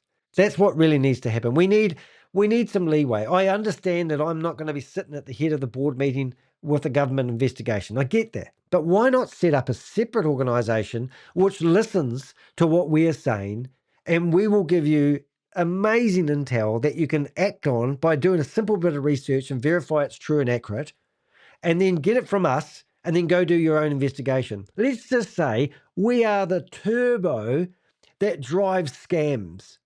Exposes scams. Better get that right. So that's what we could do. Imagine having a plane that runs on water. It doesn't do much, hey? No, but let's have aviation fuel in those engines, and let's power the government agencies with our intel. Isn't that awesome? Wouldn't that be amazing? I believe it would be awesome. All right, next one. If the Dodge wants to make a real difference, they should start by listening to the people who've already been doing the heavy lifting. I'll be watching, and I'll be waiting for that call. Yeah. Now, I've already reached out to a government agency who's read, I'm just looking at it right now. How do individuals like us get involved with the new task force? And I've got, it's pretty cool. Right. Oh, and as I speak, and as I said when I started this video, in my inbox today, there's another update from the lawsuit that's going on with Goliath Ventures Inc. Do you know Goliath Ventures Inc., the $300 to $500 million lawsuit that they've tried to file to me that has no jurisdiction here in New Zealand, but they've tried to file it to me. They actually asked the courts to give over my OpenAI chat data and my Grok data, so that they could, and they wanted data, and they named all the people they think that had been informing me information. So they used the court to submit a proposal to the judge or whoever is looking at the case to say that they want my OpenAI data, and they named all the individuals in this document, and I've done blogs about this, of course, to intimidate anybody coming forth and providing me information. And then they submitted quite a few other documents, and now they've told the courts that they're quite happy to wait. They don't need that information there anymore because they've used the court system to name individuals they believe are providing me information to intimidate them, so that people will stop providing us intel. It hasn't, but it makes people who haven't got the balls or the soldier mentality that shut up. And it's amazing. So there they are using the legal system to intimidate people who might be whistleblowers. And this morning I've got an update. I hadn't had a chance to have a look at it because I wanted to do this first. But you can go to the Orange County Clerk office, search for Danny DeHeck, and you can read all the documents. Now, not only this, This company that has defrauded Americans out of $300, maybe $500 million, got somebody to serve me what looked like court documents to where I was, I hadn't been in this building for 10 days. I go in there for 20 minutes, and this guy that served me, or tried to serve me, he served the wrong person. But anyway, he got there at the end, and he comes into the shop after we've trespassed him from the shop, says he's not welcome in here anymore. And he served us with a document that claimed that somebody had gone to Christopher and proposed that they were great friends of mine, and they said that they would offer $50,000. They wanted $50,000 from Christopher if they could persuade me to remove all my content off the internet. And once that was successfully done, then Christopher would have to pay another $100,000 to this person that meant to be a close friend of mine. Then they served this to me like it was an official court document. Even had, I couldn't share it anywhere online and all the official stuff you'd think to see. And it was never filed in Orange County register. You can see it not there.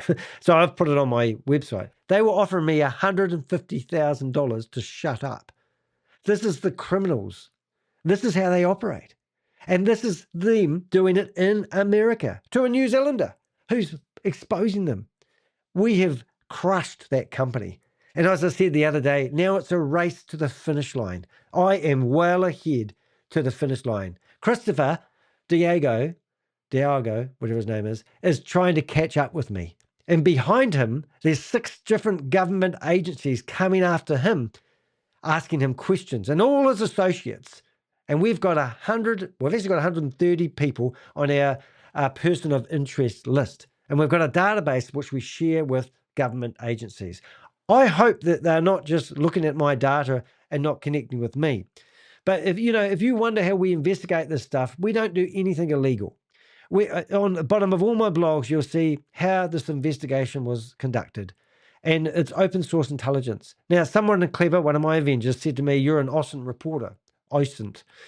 And I go, "What's an Austin reporter?" And they said, "Open source intelligence." And I read this, and it says, every claim that we've made is from publicly available records, archived web pages, corporate filings, domain name data, social media activity, and open blockchain transactions. No private data, hacking, unlawful access methods were used. Open source intelligence is a powerful, ethical tool for exposing scams without violating any privacy laws or overstepping legal boundaries. And that's exactly what I do. So I loved it when I see it. Now, if you don't know anything about me, yes, I am called Danny Heck Investigations. I've just taken that on. I have a podcast. You can book me if you're a victim. You can book me. You can support me by giving me donations. I'm not doing it for the money, but unfortunately I can't do it free of charge. So I do ask people to help me out. I've been featured in Bloomberg's. News Australia had called me Australasia's biggest scam fighter. How about that? Opal India, the Press, which is our local New Zealand paper, Stuff, it talks about here how I managed to, I successfully defeated a $3.85 million gag lawsuit. Was ruled as a vexatious attempt to silence whistleblowers. So somebody tried to have a go at me. The guy's still coming after me today. Guardian Australia, I helped Sarah Martin put together about 14 articles about Sam Lee, and she put a whole series of articles around him. And then on the 14th article, she actually mentioned me, and I got mentioned. ABC News, you just saw a clip of Sam Lee being interviewed. We go into Zoom meetings and we expose these guys. We cause disruption. I believe that the only way to fight these guys at the moment is disruption. Now, I hope I'm going to be proved wrong with this new government department. And of course, way back in 2022, November the 11th, I think, I was in the printed edition of the New York Times. You know why that was? That was because the New York Times didn't want to go after anybody that could potentially sue them. That's literally why. They didn't have enough information to prove 100% that the people that we were chasing in Hyperverse were scammers. So they decided to do a featured article about me and my quest to name and shame anyone running or promoting a Ponzi scheme or a scam. And that's what they did. It was a massive article. It really did put me on the map. Just recently, I've started to stop saying to people I'm the crypto Ponzi scheme Avenger, and we're calling ourselves Danny Heck Investigations. And of course, I don't do it by myself. I have a team of Avengers. So Adam, A guy that claimed he worked for the Avengers, well, he worked for me. Effectively, he kind of does. He was the guy that helped somebody realize that they were about to get scammed. If you're ever going to give away your money to anybody, stop, think. You know, when they say you're on fire, you drop, roll. Well, do the same when you're about to get,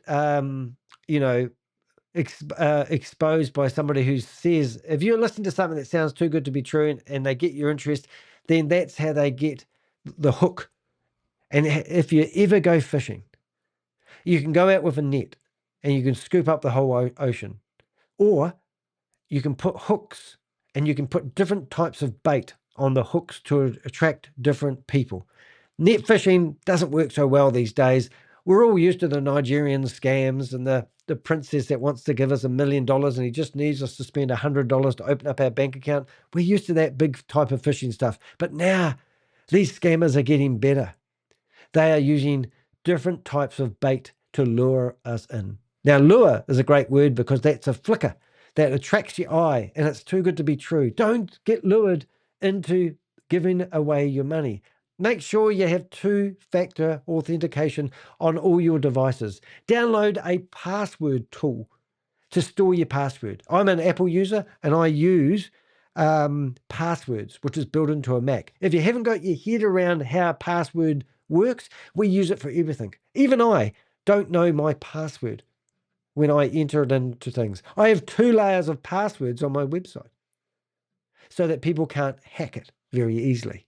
I could still be hacked, but the chances of being hacked, if you are an internet user and you put in your name or your email address as your login, 50% of your login details have been given away. Don't use your email address as a login if you can help it. Try to use something that's a bit harder, like a name or, not a pet's name.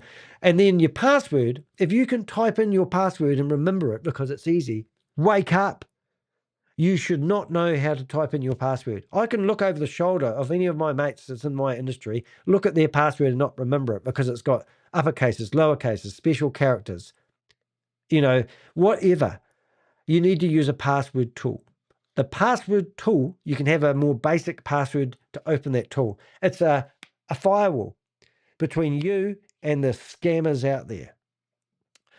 Alrighty, so let's have a quick look at this this video here and let's see what we've got. I would like to sort of listen to it because I haven't listened to all of it. I've actually transcribed the video and used that to build the blog. So let's have a listen and see what this lady says that this new task force is going to do. Hope you enjoy it.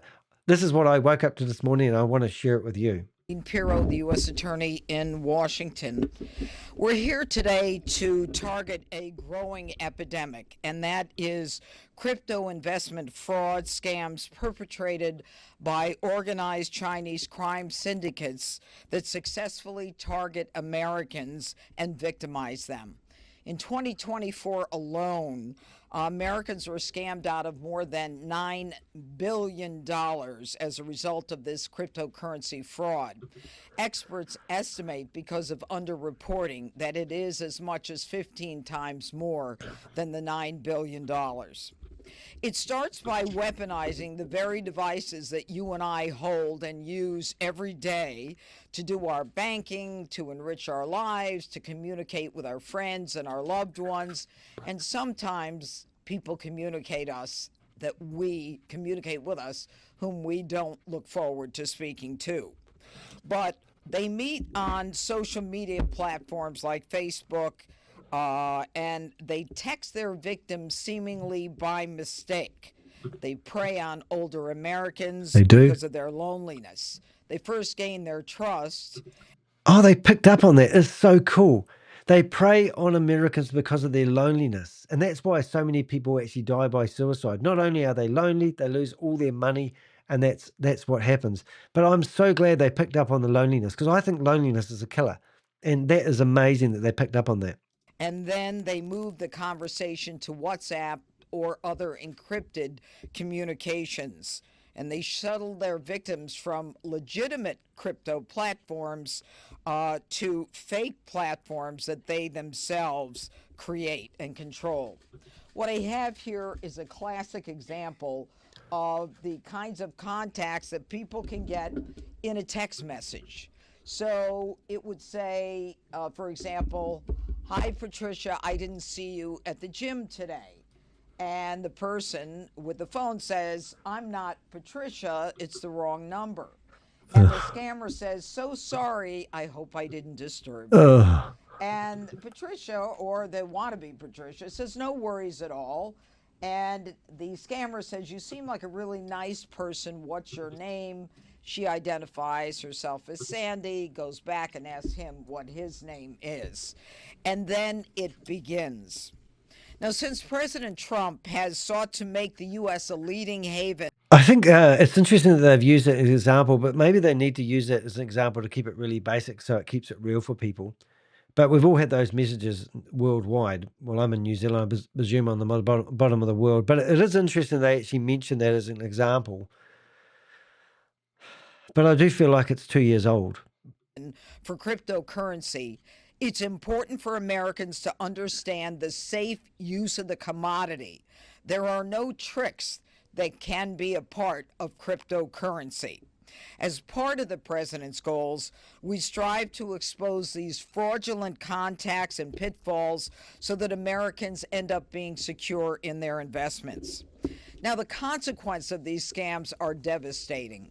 Older Americans in particular are targets of these scams, many of them lonely, many of them looking to speak to someone who communicates with them. Their entire life savings gone. Their retirement funds gone. Yep. Left with no opportunity to go back into the workforce and to re-earn money. I want to give you two examples. One is a woman who said she sent $40,000 initially, and she was provided with screenshots that showed the profits of her cryptocurrency investment. Quote from the victim: "That was telling me I was making all this profit. That's what encouraged me to invest more." Can you imagine how many people have actually just listened to those words right now and go, "That's what's happening to me," and are now panicking? The lady who rang me this morning just before I went live today was in a panic because some scammer had tried to scam them. And I said, "Have you paid out any money?" And they said, "No." And we got there. We got there at the start, at the top of the cliff, not the bottom. And that's what we want to hear. But they were still in a panic. So you can imagine the panic that people go through who realize they have been scammed and lost their money. And in the end, the woman, who was 60 years old, lost $1 million of her life savings. Wow. Another person said, "I've been financially assaulted, and it's a devastating feeling." A Virginia man who lost $272,000. I just want to stop it there because Susie just mentioned something really interesting in the chat room there. I think it's up top. Is the companies now? If I'm allowed to have a phone number that's not associated to a mobile plan, so my phone number's all over my website. I use 2 Degrees as my mobile phone provider. But I think that I get these phone calls from 09 numbers, which are virtual numbers, which are or 09, or if I get one that's 61, then I know that it's coming from overseas. Or if I get a +1, I know it's coming from overseas, But I don't know whether the phone number is actually a virtual number or associated to a real mobile plan. So I believe that the virtual numbers that they give out, like hen's teeth, that they should have some way of telling you that it's a virtual number and not a real number. Because if I go back to a virtual number, I can't track it. So it's like anonymous communication. And I think that would be one major thing. I don't know why they do it, or I don't know why privacy shouldn't let me know whether this is a registered phone number that belongs to an individual, or it should flag it as a virtual number, and I should have the right not to accept any phone calls from virtual numbers. I believe that would wipe out a lot of stuff straight away. And this is the saddest of all. Quote, "There wasn't enough money left even to pay for his headstone." The daughter of a victim of cryptocurrency fraud who killed himself. Die by So this suicide is what you should say, scamdemic is lady. certainly a generational wealth transfer from Main Street USA into the hands of Chinese organized crime, making it both a national security problem and a homeland security problem.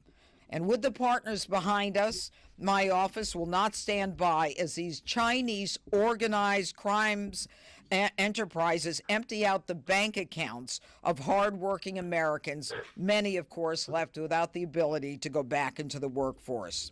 And that is why we are here today. With our partners at the Maine Department of Justice, the FBI, the United States Secret Service, a scam center strike force is being created. As the prosecuting office in the nation's capital, we have the authority to charge foreign defendants and seize foreign property well situated to engage also with our partner agencies across the government. This new strike force mission is to I don't actually know how identify that's possible. and charge the leaders of these cryptocurrency scam organizations. No one knows who the leaders are. To trace and to seize the stolen funds to the victims and seize and disable the United States infrastructure that is the manner and the means of the scam itself. So already we've been hard at work. We've already seized over $400 million, and today we are filing additional actions to forfeit $80 million that we will return to victims. We have seized websites being used by these compounds in Southeast Asia that are used to victimize Americans. We're seeking warrants to seize satellite terminals and accounts being used by the perpetrators to connect to the internet. Jelly Snacks just asked who the lady is speaking. Where have you been? The lady is actually a U.S. attorney. I'll read it for you. Attorney Jeanine Pirro. Jeanine Pirro. Yeah, it's interesting. It's interesting. I'm just actually adding a few extra names into my into the blog of individuals. It's so rampant, isn't it? Anyway, back to that. Hello, Jelly Snack. Nice to see you here. Oh. And our Strike Force Burma team has identified, quote, the Democratic Karen Force Burma team, Benevolent Army. Let me say it again. The Democratic Karen Benevolent Army, which is a Burmese army group, which is supporting scam centers, which we have nominated for designation by the Treasury Department. We're calling on all U.S. providers to assist us because left unchecked, this will continue to grow. It's been left unchecked. It needs to act fast. Speed is an essence, and paperwork and just so you know, what I've done is we go back to the blog here. You'll see I'm updating as we go and listen to this, but there's a whole page about who she is. Susie's just put that in the chat room.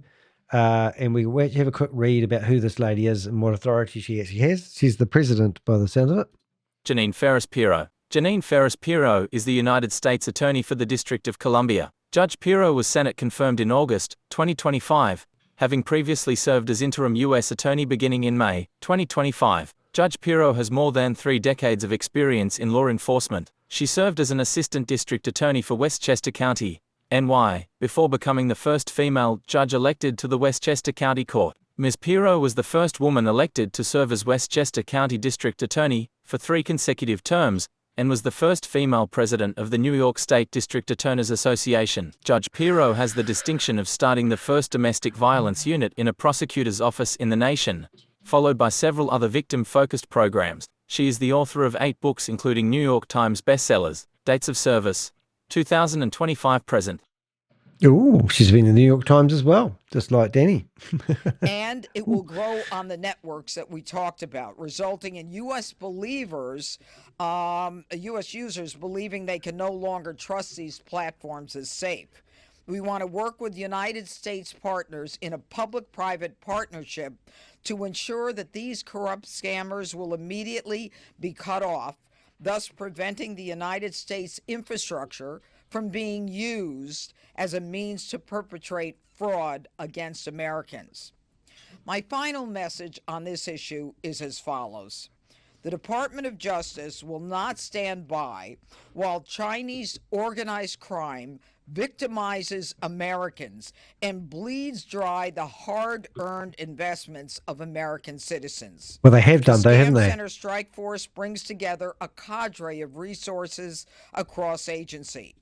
Our best and brightest are being brought together to attack this problem by securing our United States infrastructure, by returning money to victims, and by bringing these perpetrators to justice.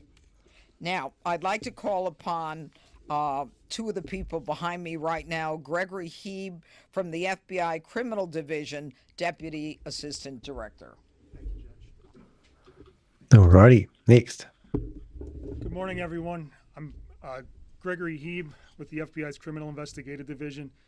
I'd like to thank United States Attorney Pirro and the men and women serving in your office, ma'am, for leading Sorry, it's not very efforts loud. by I'll the see if I United get a bit more States volume there. government to bring agencies, Is that better? experts, and other resources together to fight the growing threat that scam Is it too centers loud? pose to the American people. I'm proud to be here today standing beside our partners to demonstrate the FBI's commitment to the important work of the Scam Center Strike Force. Our partnership with the United States Attorney's Office in the District of Columbia and with the agencies represented here today is critical. It's a critical component of the FBI's strategy to counter complex fraud schemes no matter where they originate.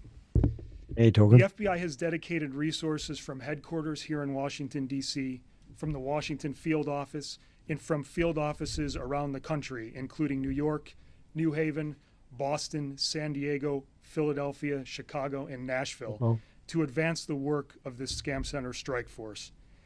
In addition, the FBI relies on teams of FBI professionals serving in legal attaché offices across the world in Southeast Asia as well to They've advance set the up work of the office Strike in Force, and we Wellington, do so in New Zealand close now. coordination with our foreign law enforcement Exciting. partners. The lasting impact from highly sophisticated transnational financial crimes emanating from these scam centers can be devastating to victims and their families, as United States Attorney Pirro mentioned. You got the same problem I've got. Look, I don't even, oh, there it is. That's better. The same problem I've got, Jelly Smack, because it's only in one ear. But they haven't got a good recording on the video. It's only got one ear, so I can't make two ears sound. Isn't that crazy?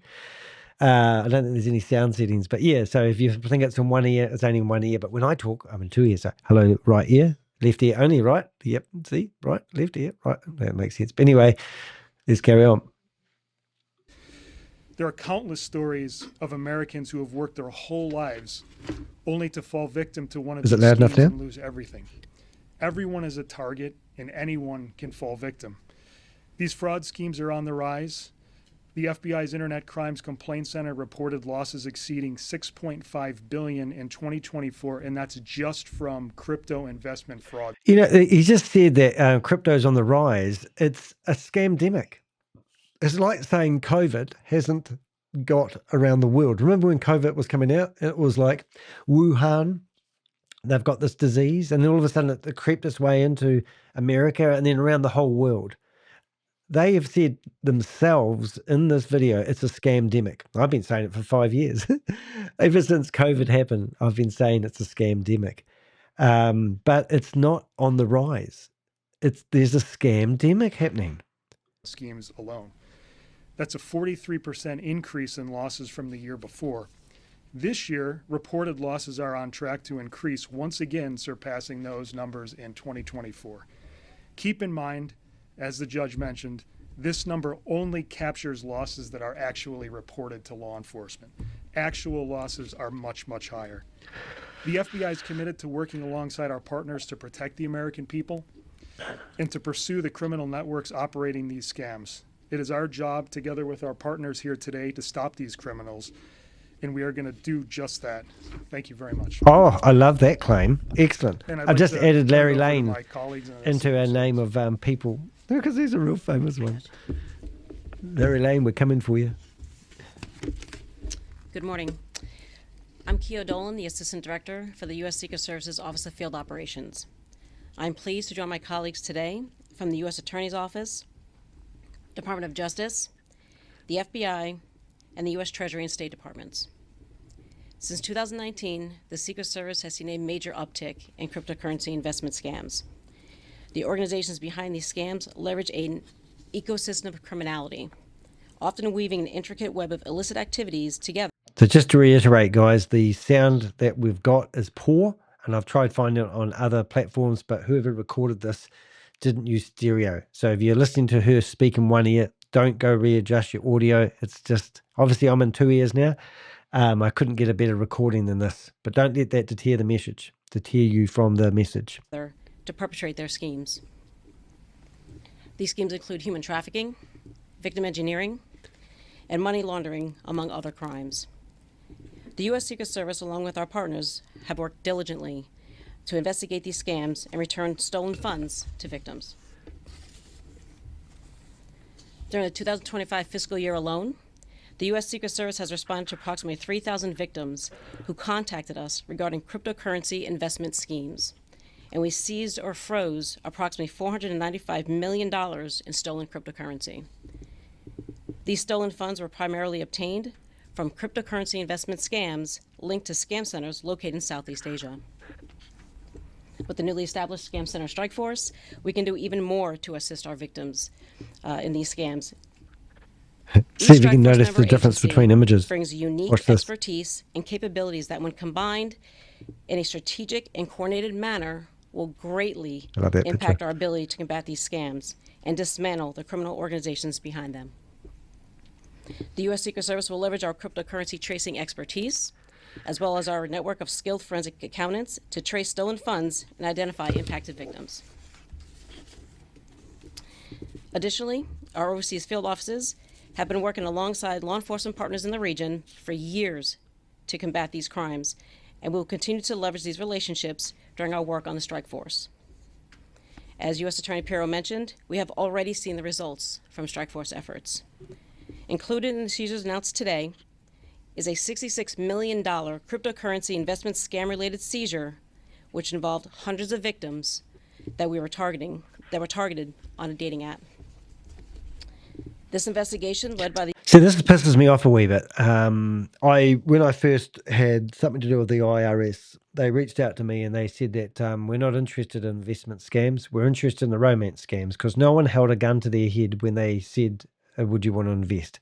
But with a romance scam, they feel like, they literally said to me that they're not interested in investigating anything that I've got unless I can put it on a one-pager, because they don't want to overwhelm the people with evidence and screenshots that we all get told to keep when we've been scammed. I haven't been scammed, but you know what I mean. So they wanted a name of a victim, how much money they've lost, who took the money, and if it was a romance scam. Because they said if we read this one out and it reaches the hearts of the investigators, or they feel an emotional connection to the scam, then they would go after that scam. So it was kind of like saying we're at the beach and we've got a handful of sand. Oh, this piece of sand looks very good. We'll do a story on this one. We'll go after this one piece of sand. I'm saying that you need to go after the platforms: YouTube, Facebook, Instagram, TikTok, Zoom, for God's sake, anyone that's promoting it. And if you go back to, if we just flip back here to my blog, just while I've been talking, I've actually added, I'm just going to make this massive. I've actually added these individuals. Oh, damn, hold up. Why does it do that? I just wanted to do one thing. So I've updated this list of people here. And I've added Alice Maysbury. Alice Maysbury has got 15 people that claim they've lost money to him, and he's still been investigated by a sheriff who I've been in contact with, and that was years ago. Graham Frame. He's a retired guy that managed to recruit, I think it was, I can't remember the number, I think it was 200 people into Megan and Regan's stupid YB scam, where they were claiming that if people signed up, they would get $442,840 a month if they signed up for her opportunity. She's still going today, and she's just managed to get a membership fee of people. And Graham was promoting it and managed to recruit 200 people. This is an old retired guy sitting there on his ass in front of the computer. Larry Lane, one of the Avengers, we call him Larry Lane, because he's involved in every Ponzi scheme and scam. Now, there was another guy out there called Michael, it was called VidMe. And VidMe, Larry Lane had signed up 1,500 fake people at the top of the pyramid so that he would benefit if they'd ever got traction. Larry Lane is a twin who's an American. All these people here, as far as I'm aware, and I'm 99% sure that all these names that you see right here are Americans in America on Zoom meetings today promoting these scams, and they're focusing their attention that they're coming from these Americans that I'm showing you here are promoting these Chinese scams or have connections in some way or the form. We can prove it through the blockchain. We have the data. We've got it. You want it? Come and get it. We'll share it with you. But don't, these numbers that they're talking is chicken feed. These numbers are not the true figures. They've just plucked out a few really good stories, which is great. We want them because it creates awareness. But these aren't you could walk down your street, knock on every door on your street and find somebody who's lost money to an investment opportunity, who are too embarrassed to talk about it. The people that talk about it are very few. And that's what I'm getting at. The U.S. Secret Service's David Global Chandler. Investigative Operations Center identified approximately 500 websites linked to the organization where victims were enticed with false investment opportunities. I personally have a list of 1,000 websites of companies that have set up websites to entice people to get their book ghostwritten. 1,000 websites. Danny DeHeck, Investigations here, have got a list of 1,000 websites that have been, they've been in the courts, and they list all the domain names. I've got the list.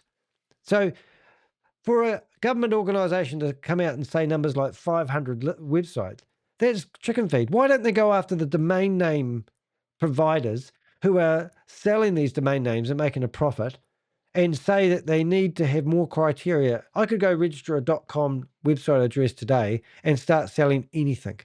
And it would only take people who report me to close me down. The hosting providers would not place my content, even though I'd be violating their terms and conditions. The domain name company will still let me register a domain name that's got illegal words in it. Why do they allow these companies? Why does it take so long for the Terminator to shut down a website?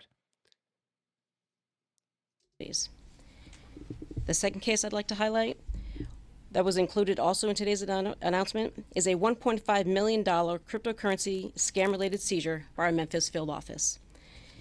Of course, done in coordination with our FBI partners, thank you. We identified nearly 100 U.S. victims. 100 U.S. victims? Oh my God, you're pissing in a bucket. That's nothing. Just so you know, there's a description that I've written for this video that you're watching right now. If you go into the description, you can actually find the link to the blog that I've published, and you can read all those names. Remember, we have 650 people on our database that we call persons of interest, and probably at a guess, 300 or 400 of those are actually actively promoting Ponzi schemes and scams via Zoom meetings. 300 or 400 people are on my database, an individual based in New Zealand, of these people. I mean, I hope that you've got me on the big screen here in this new office and you're watching my videos and I'm going, hi guys, you are my best friends. I want to give you a big body hug, but I also want to provide you the intel that I've got. Why wouldn't you be knocking and ringing? Why isn't my phone ringing right now? Why hasn't it been ringing? Or, as I said, we have 6 different government agencies that actually have access to my data. And they, I'm just going to show you, what have we got here? So this is my database that may not look too super, there we go, big, small. So this is my database here. And if I go to persons of interest, you can see every single person in here has, I've got a file on them. So if I could click on to America, there's 250 Americans. So let's go to Tammy Jackson. So Tammy Jackson is a person that actively promotes Ponzi schemes and scams. She's even got a company set up called Blockchain Headquarters. And in there, she lists all the Ponzi schemes that people can join up and sign where she believes that you can make quick money before they collapse. This lady is a disgusting bottom feeder. I have actually gone after her. The entire investment.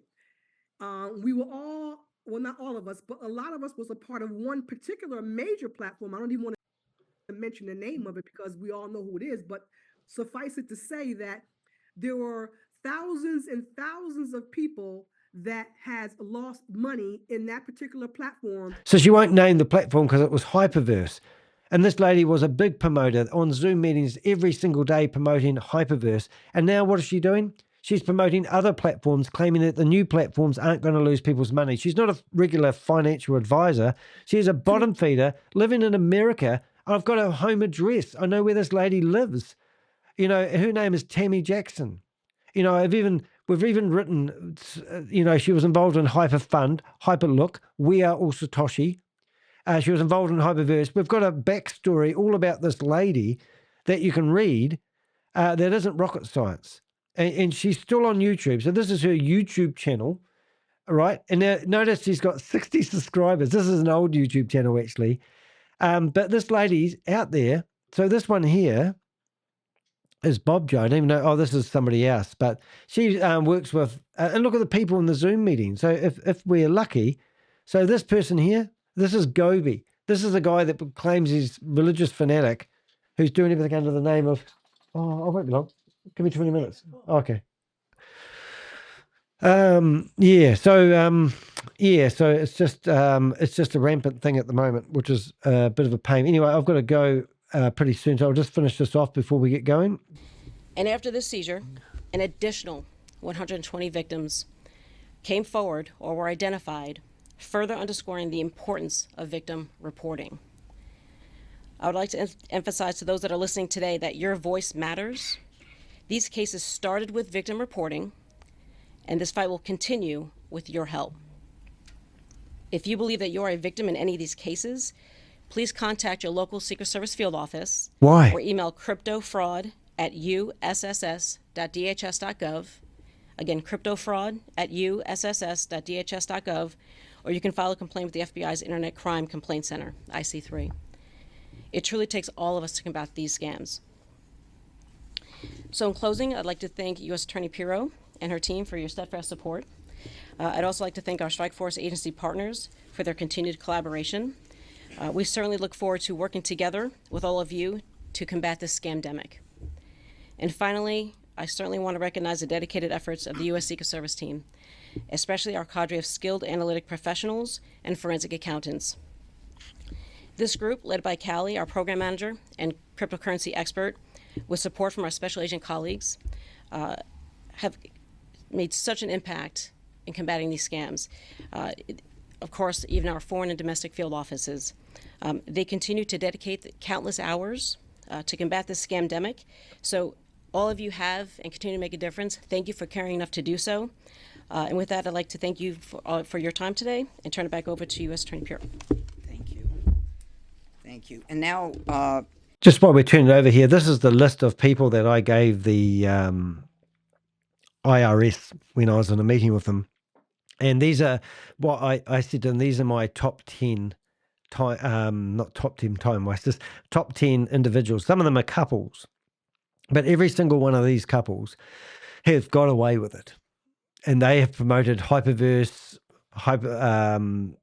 Novatech, CashFX, and they are still rampant in the community. Brenda Bitcoin Beauty, who was, on a super yacht with Bitcoin Rodney, promoting Hyperverse. We went through, all the footage that we had, and we managed to find them in there talking about Hyperverse.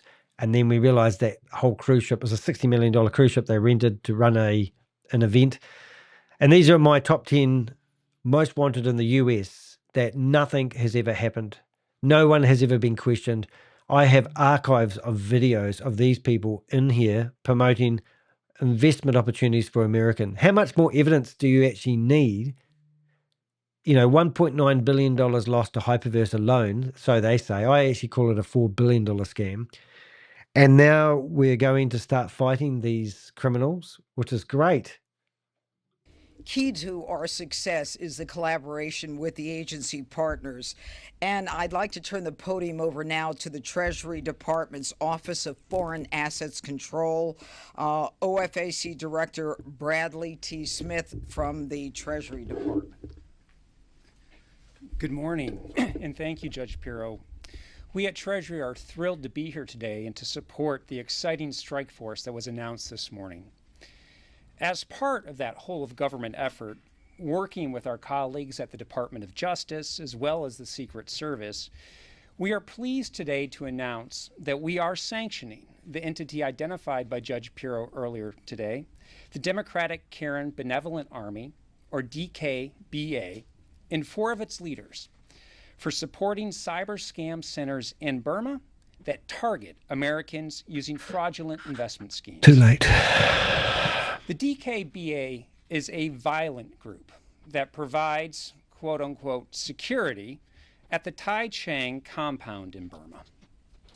That compound houses cyber scam operations that have targeted and stolen money from Americans.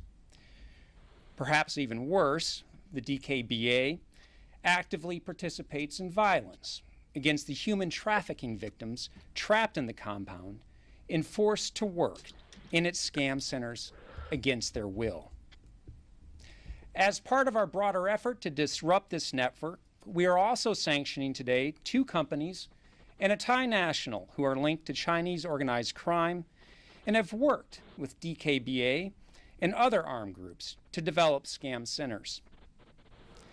It is now illegal for those sanctioned to move money, buy goods, or purchase services in the United States. I think that's a joke. I do. And as a practical matter, to engage in any significant financial transaction around the world. Well, they'll just set up a company in Wyoming, won't they? As others have mentioned, this cyber scam threat is serious. Last year, by our estimates, and estimates vary, but we estimate that approximately $10 billion was lost to Southeast Asia-based scam operations, a 66% increase over the prior year. In some cases, as Judge Pirro indicated, victims here in the United States have lost their entire savings to these schemes. Now, today's action actually builds on an effort that Treasury has undertaken since the start of President Trump's second term. Indeed, this is our 5th action this year targeting scam centers, totaling over 165 different designations, including one in May and another in September, targeting actors in Burma. Using the task force announced today by Judge Pirro, we are committed to continuing this work, to taking the initiative and working with our law enforcement partners and our colleagues around the government, including at the Department of State, to disrupt these scam operations and to ensure that we protect U.S. citizens and the U.S. financial system. And with that, I'd like to turn over to my colleagues from the State Department to touch on their work. Thank you, U.S. Attorney Pirro, also all my agency colleagues. So good morning, I'm Chris Lamberg. I'm the head of the International Narcotics and Law Enforcement Bureau at the State Department. Since day one of the Trump administration, the Department of State has been working in lockstep with the Departments of Justice and Treasury and Homeland Security to prioritize protecting American citizens, including from threats of online scams. I'm proud to stand here today with U.S. Attorney Pirro, colleagues from DOJ and Treasury and FBI, the United States Secret Service, and all the hardworking members of the Department of Justice's Scam Center Strike Force. Chinese transnational criminal organizations in Southeast Asia have increasingly and purposefully targeted U.S. citizens, defrauding them, as Judge Pirro said, of more than $9 billion just last year alone, and posing every day a direct threat to U.S. national security and to our fellow citizens. Many of these criminal organizations rely on forced criminality, as it has been said by some of my colleagues, a form of human trafficking to facilitate scams, threatening victims with extreme quotas and using violence when these quotas are not met. We estimate that more than 400,000 people from more than 70 countries are forced to work in these scam compounds, primarily in Burma, Cambodia, and Laos. With the crime extending increasingly to the Western Hemisphere and Sub-Saharan Africa. Those numbers have likely grown significantly as criminal operations relocate in response to Beijing's crackdown in some places. I've just added this paragraph into the blog, and it says if you've been caught up with one of these scams, the US Secret Service is now asking victims to report the case directly. You can email them, and I've put the email address here, or file a complaint through the FBI's Internet Crime Complaint Center, and there's the link. Every report helps build a case against these transnational crime networks and could help recover stolen funds. Don't get your hopes up, kids, but it's something's better than nothing, and better sooner than later, that comes to mind. In Burma and Thailand. Recently publicized steps by senior Cambodian government officials demonstrate their concern, but are followed by little measurable progress toward disrupting a criminal industry that generates billions of dollars a year, equivalent to roughly 40% of Cambodia's GDP, for example. The Department of State is stepping up our efforts to stop these scams. We are dedicating more than $25 million of security assistance to support the DOJ strike force to combat this threat. We will also support the DOJ strike force using visa restrictions against corrupt foreign officials who enable scams, and through the Transnational Organized Crime Rewards Program, which enables the Secretary of State to offer rewards up to $25 million for information leading to the arrest and or conviction of high-level transnational criminals involved in scamming U.S. citizens. The rewards program can also offer rewards for information leading to the seizure and forfeiture of scam proceeds, similar to DOJ's financial disruption to the scam industry through its recent a huge seizure of cryptocurrency related to the Prince Group Holdings investigation. The Department of State is coordinating with the Department of Treasury as well to impose financial sanctions on individuals and entities involved in defrauding U.S. citizens through cyber scams. The State Department is working to eliminate the forced labor driving these centers through ongoing programs to raise awareness of fraudulent job recruitment, identifying potential trafficking victims, and bolstering government's abilities to prosecute human trafficking through digital evidence. The Department of State, together with our U.S. law enforcement partners and global partners, is protecting Americans, dismantling scam operations, holding those responsible accountable, and pressing all countries to demonstrate the necessary political will to uproot these scam networks. Thank you. God save the Queen comes to mind. Thanks, Thank you. Queen I Carla. think that it's pretty obvious that we are committed to this new strike force from across all different agencies in the government. I think the biggest problem is that so many people have heard about crypto and they want to get involved and they don't understand it. And if they can see a legitimate profit on a legitimate website. Yeah, but this isn't crypto. This is people using crypto to get the money off people. Then they put it onto fake platforms that aren't crypto. But people think it's crypto, but it's not crypto. They're using crypto to steal the money because it's unregulated and hard to track. And I think that really is the message that we keep getting. Because Crypto G loves crypto, and we're not against crypto as such, but they're using jargon, words to mislead people into thinking that their investments is on crypto, but there's no proof of it. There's nothing on the blockchain. You know what I'm saying? They're all in.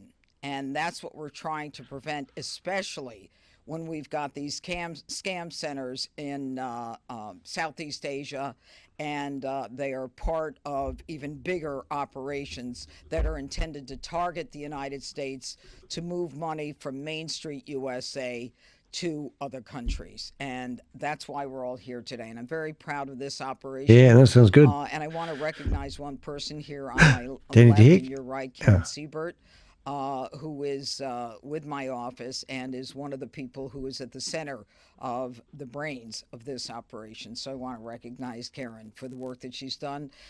She was actually on maternity leave, and I think she did more work during maternity leave than on normal days. But even your normal days are Right, we want to long reach days, out so to her. Congratulations to Karen. Now, also, I just want to say that there are partners that are interested in working with us.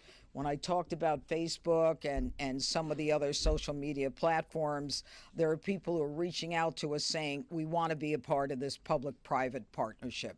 So we're very excited about that. So I think it will be even bigger and will give, hopefully, Americans some recourse when they end up being scammed in these very targeted scams. Any questions? Yes, sir.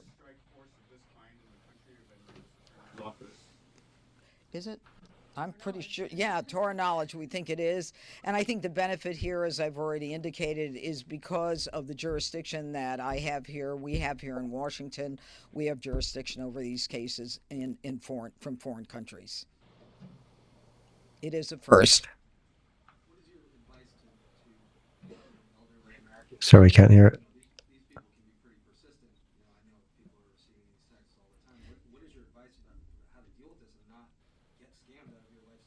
Well, I think the most important thing that we can tell someone who... So somebody was just asking what advice she would give them who've been scammed out of their life savings.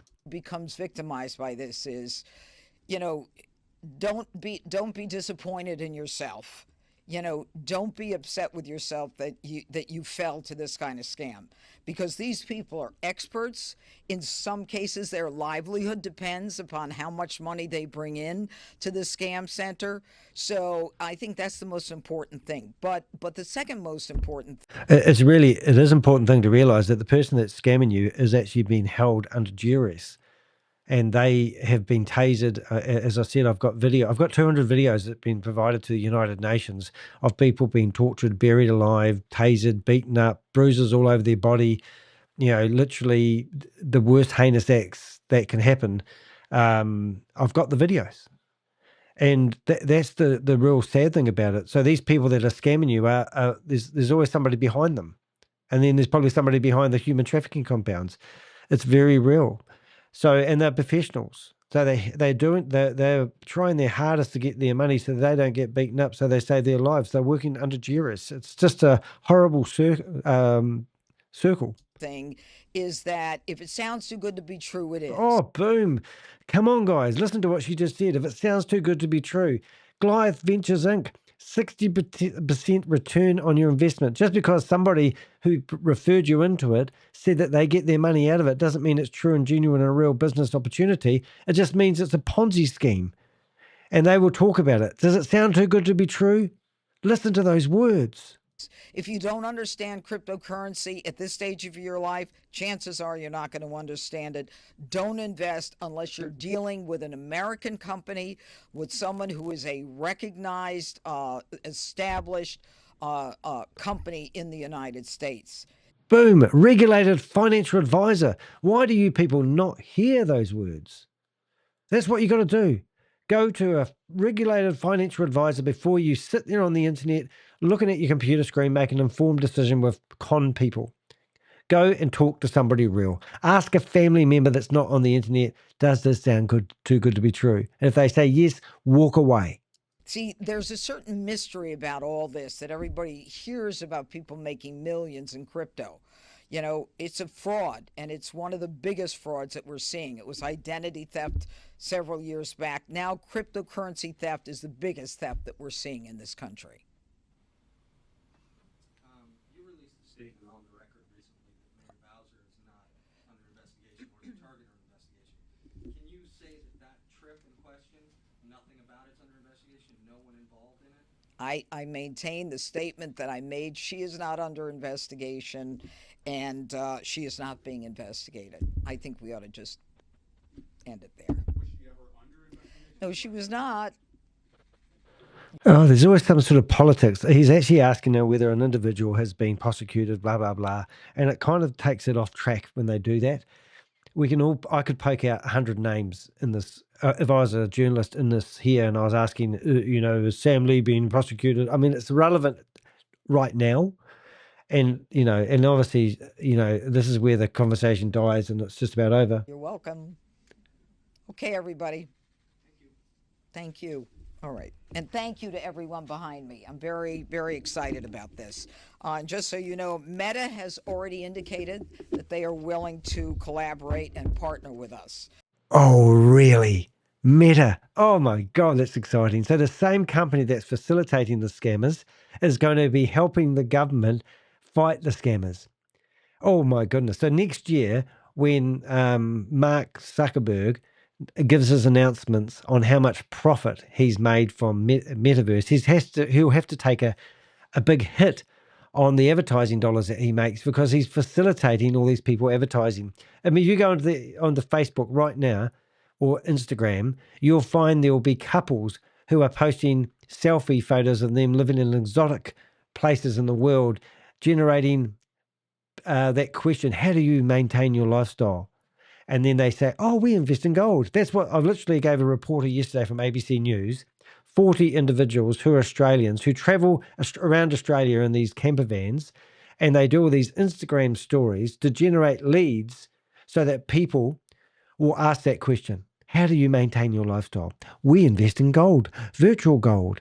And that was all GS Partners. Then it was Homify, and now it's called Dayo One. And they're all fake investment scams that keep rebranding themselves, and we've been following a lot of them. So that's a great first step. And we've got Microsoft has also reached out. See, I thought you'd ask those questions. I don't know why Microsoft. I think Bill Gates might have a better shot at this. I haven't found any advertising on Microsoft, so maybe that's a good one. That's great. And the last one, I don't know who they are. I'd be interested to know who they are.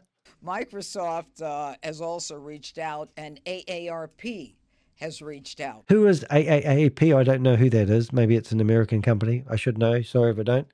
They want to work with us. They know who's being targeted. They want to help us. They want to stop it. Good for them. Thank you. Right. So what's the chances of me and my Avengers being asked to help fight these crimes? And how much of these investigations have we spent hours and hours of time on? And just put it in perspective, I think and breathe this stuff 80 hours a week. And then you think about the time that Queen of Karma, Susie, Crypto G, Jelly Smack, and Binance stuff, which has been in here lately, which is really, really nice to see. Think about how much time and energy we spend doing this, and think about our why. Why do we do it? Hey, look, I've got to call it quits. My partner, and this is the price that I pay. My partner wants to go away and buy a bed for her son who's away at the moment. And when he comes home, and I've been sitting here in front of the computer, getting ready for this broadcast since 7 a.m. in the morning. It is now, I think it's 1:30 in the afternoon. I'm still live. I've spent 2 hours and 51 minutes doing this broadcast, which I was hoping to do it within an hour. And Susie's just given me a link, so I'll just have a quick look at that and see whether I can figure it. It is the one I found before. So this is AARP. I don't know what they do. I haven't seen this company before. So yeah, I don't have any idea what they do. Don't forget Bob. Don't forget Bob, otherwise known as Larry Lane. Larry Lane's not part of our institution, but Larry Lane is somebody who's a twin, who's a scammer, but we've adopted his name because when he rings up people, he goes, it's Larry Lane. It's quite funny. We do prank phone calls. We have a great database here of people. We have a community that could really make a difference. We would be biting at the bit if some government agencies from this organization, we will do our best, and we've done this before, and this might be a bit of negative Nancy stuff, but we reach out to these government agencies. They want our intel, but they don't ask us to help. I believe that our team of Avengers and the people surrounding what we're doing, we can make a huge difference. If you're a news reporter and you're watching this, go after Zoom. Ask Zoom why they facilitate these scams. Facebook. I mean, really, are you going to help this organization fight their crime? I mean, come on, I believe that you're facilitating this. I mean, are you telling me with AI and all the clever stuff that we've got these days that you can't use AI to find where people are posting these ads from? If these adverts that are on Facebook are coming from Myanmar, I got told by a special agent based in Sydney that if you've got an IP address and someone's telling me that they were using a VPN to hide behind that IP address and they're an investigator, he said, get a new investigator. Because VPNs don't hide where you're located. Well, they do, But if you're good at doing your job, you can use a VPN and track this origin of where that intel has come from or that advert has come from, and you can stop them. Now, why not just block anyone from those countries? I mean, there must be better monitoring systems out there, is my point, than we have been using. It's just absolutely wicked. So AARP is a non-profit organizer, a non-Pakistan organization, non-profit, hold it, I better read this right. AARP is a non-profit, non-partisan organization that empowers people to choose how they live as they age. Oh, right. Never heard of it before. And sorry about blowing your eardrums there. I turned it up when I was trying to get the sound right. And sorry the sound wasn't too good in that broadcast. But look, I think it's exciting for us that there's a government agency out there that seems to align with everything we do. I don't want to be skeptical, but I think I've come across probably a little bit skeptical. I'm hopeful that they're going to reach out to myself and maybe ask for access to my database, even though I believe they already do have access to my database. And, you know, let's go get these bastards off the street. And my advice to this organization is clean up your own woods first, because you've got people who are, you know, promoting these Ponzi schemes and scams. And I know that might be hard work, but there might literally need to be an organization that maybe is like a green room, and a green room where people like me and my Avengers can go there and share the intel with somebody. If there was an organization and it had 50 people in it, and you invited, as like the people call centers that Pierogi has, I hopefully am invited to go to that this year if I've got the money to go, which I probably won't. But if I do, I will. I'll go there. But let's say there's going to be an invitation. I honestly, if you invited 20 people like me to a green room scenario where we could share intel with government officials on what we know, I think you would be blown away with what we actually have, because we spend the time. We do it for a different reason. We're not doing this for a paycheck, trust me, but we're doing it because we have a sense of doing the right thing. We're doing it because we don't want to have these emails where people email me or contact me in the morning before I get out of bed telling me they've lost money to a Ponzi scheme or a scam. We don't want to hear the Dear John letters. We don't want to hear that Auntie Mary took her own life because she invested her life savings, was too embarrassed to tell the family, and she died by suicide. We don't want to hear that. It's a very sad day. Hey, look, I've enjoyed this one. I've got my blood boiling. I think I've got it down to normal temperature. I'm looking forward to my phone call.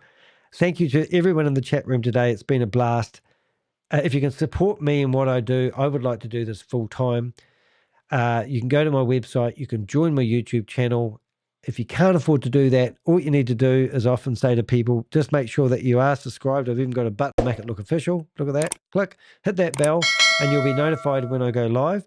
The other thing I always say to people, which is a bit of a cliche, is I get Sadie to clean the window screen because I always like to give back to the community that helps me and gets the message out here. But if you can't afford to support me financially or give a donation or buy me a cup of coffee, one cup of coffee makes a huge cup of difference. Ha! Fuck that. You can literally share this video on your social media. Share it on your Facebook page. See if Facebook like it. Remember, I've been shut down on Facebook, Instagram, TikTok. What else is it? Instagram, TikTok, Reddit. You know, they don't allow me because the scammers keep reporting me. It's unreal. Check out the blog on the website. Go into the description. You'll find the links. And by all means, if you have been scammed, test it out. Get that email address that they provide you and tell them your story. I would love to see the correspondence that they give you back, and let's see if we can make a difference. See you in the next video, guys. Have a great day, evening, morning, wherever you are on the planet. Stay safe, and thanks for watching.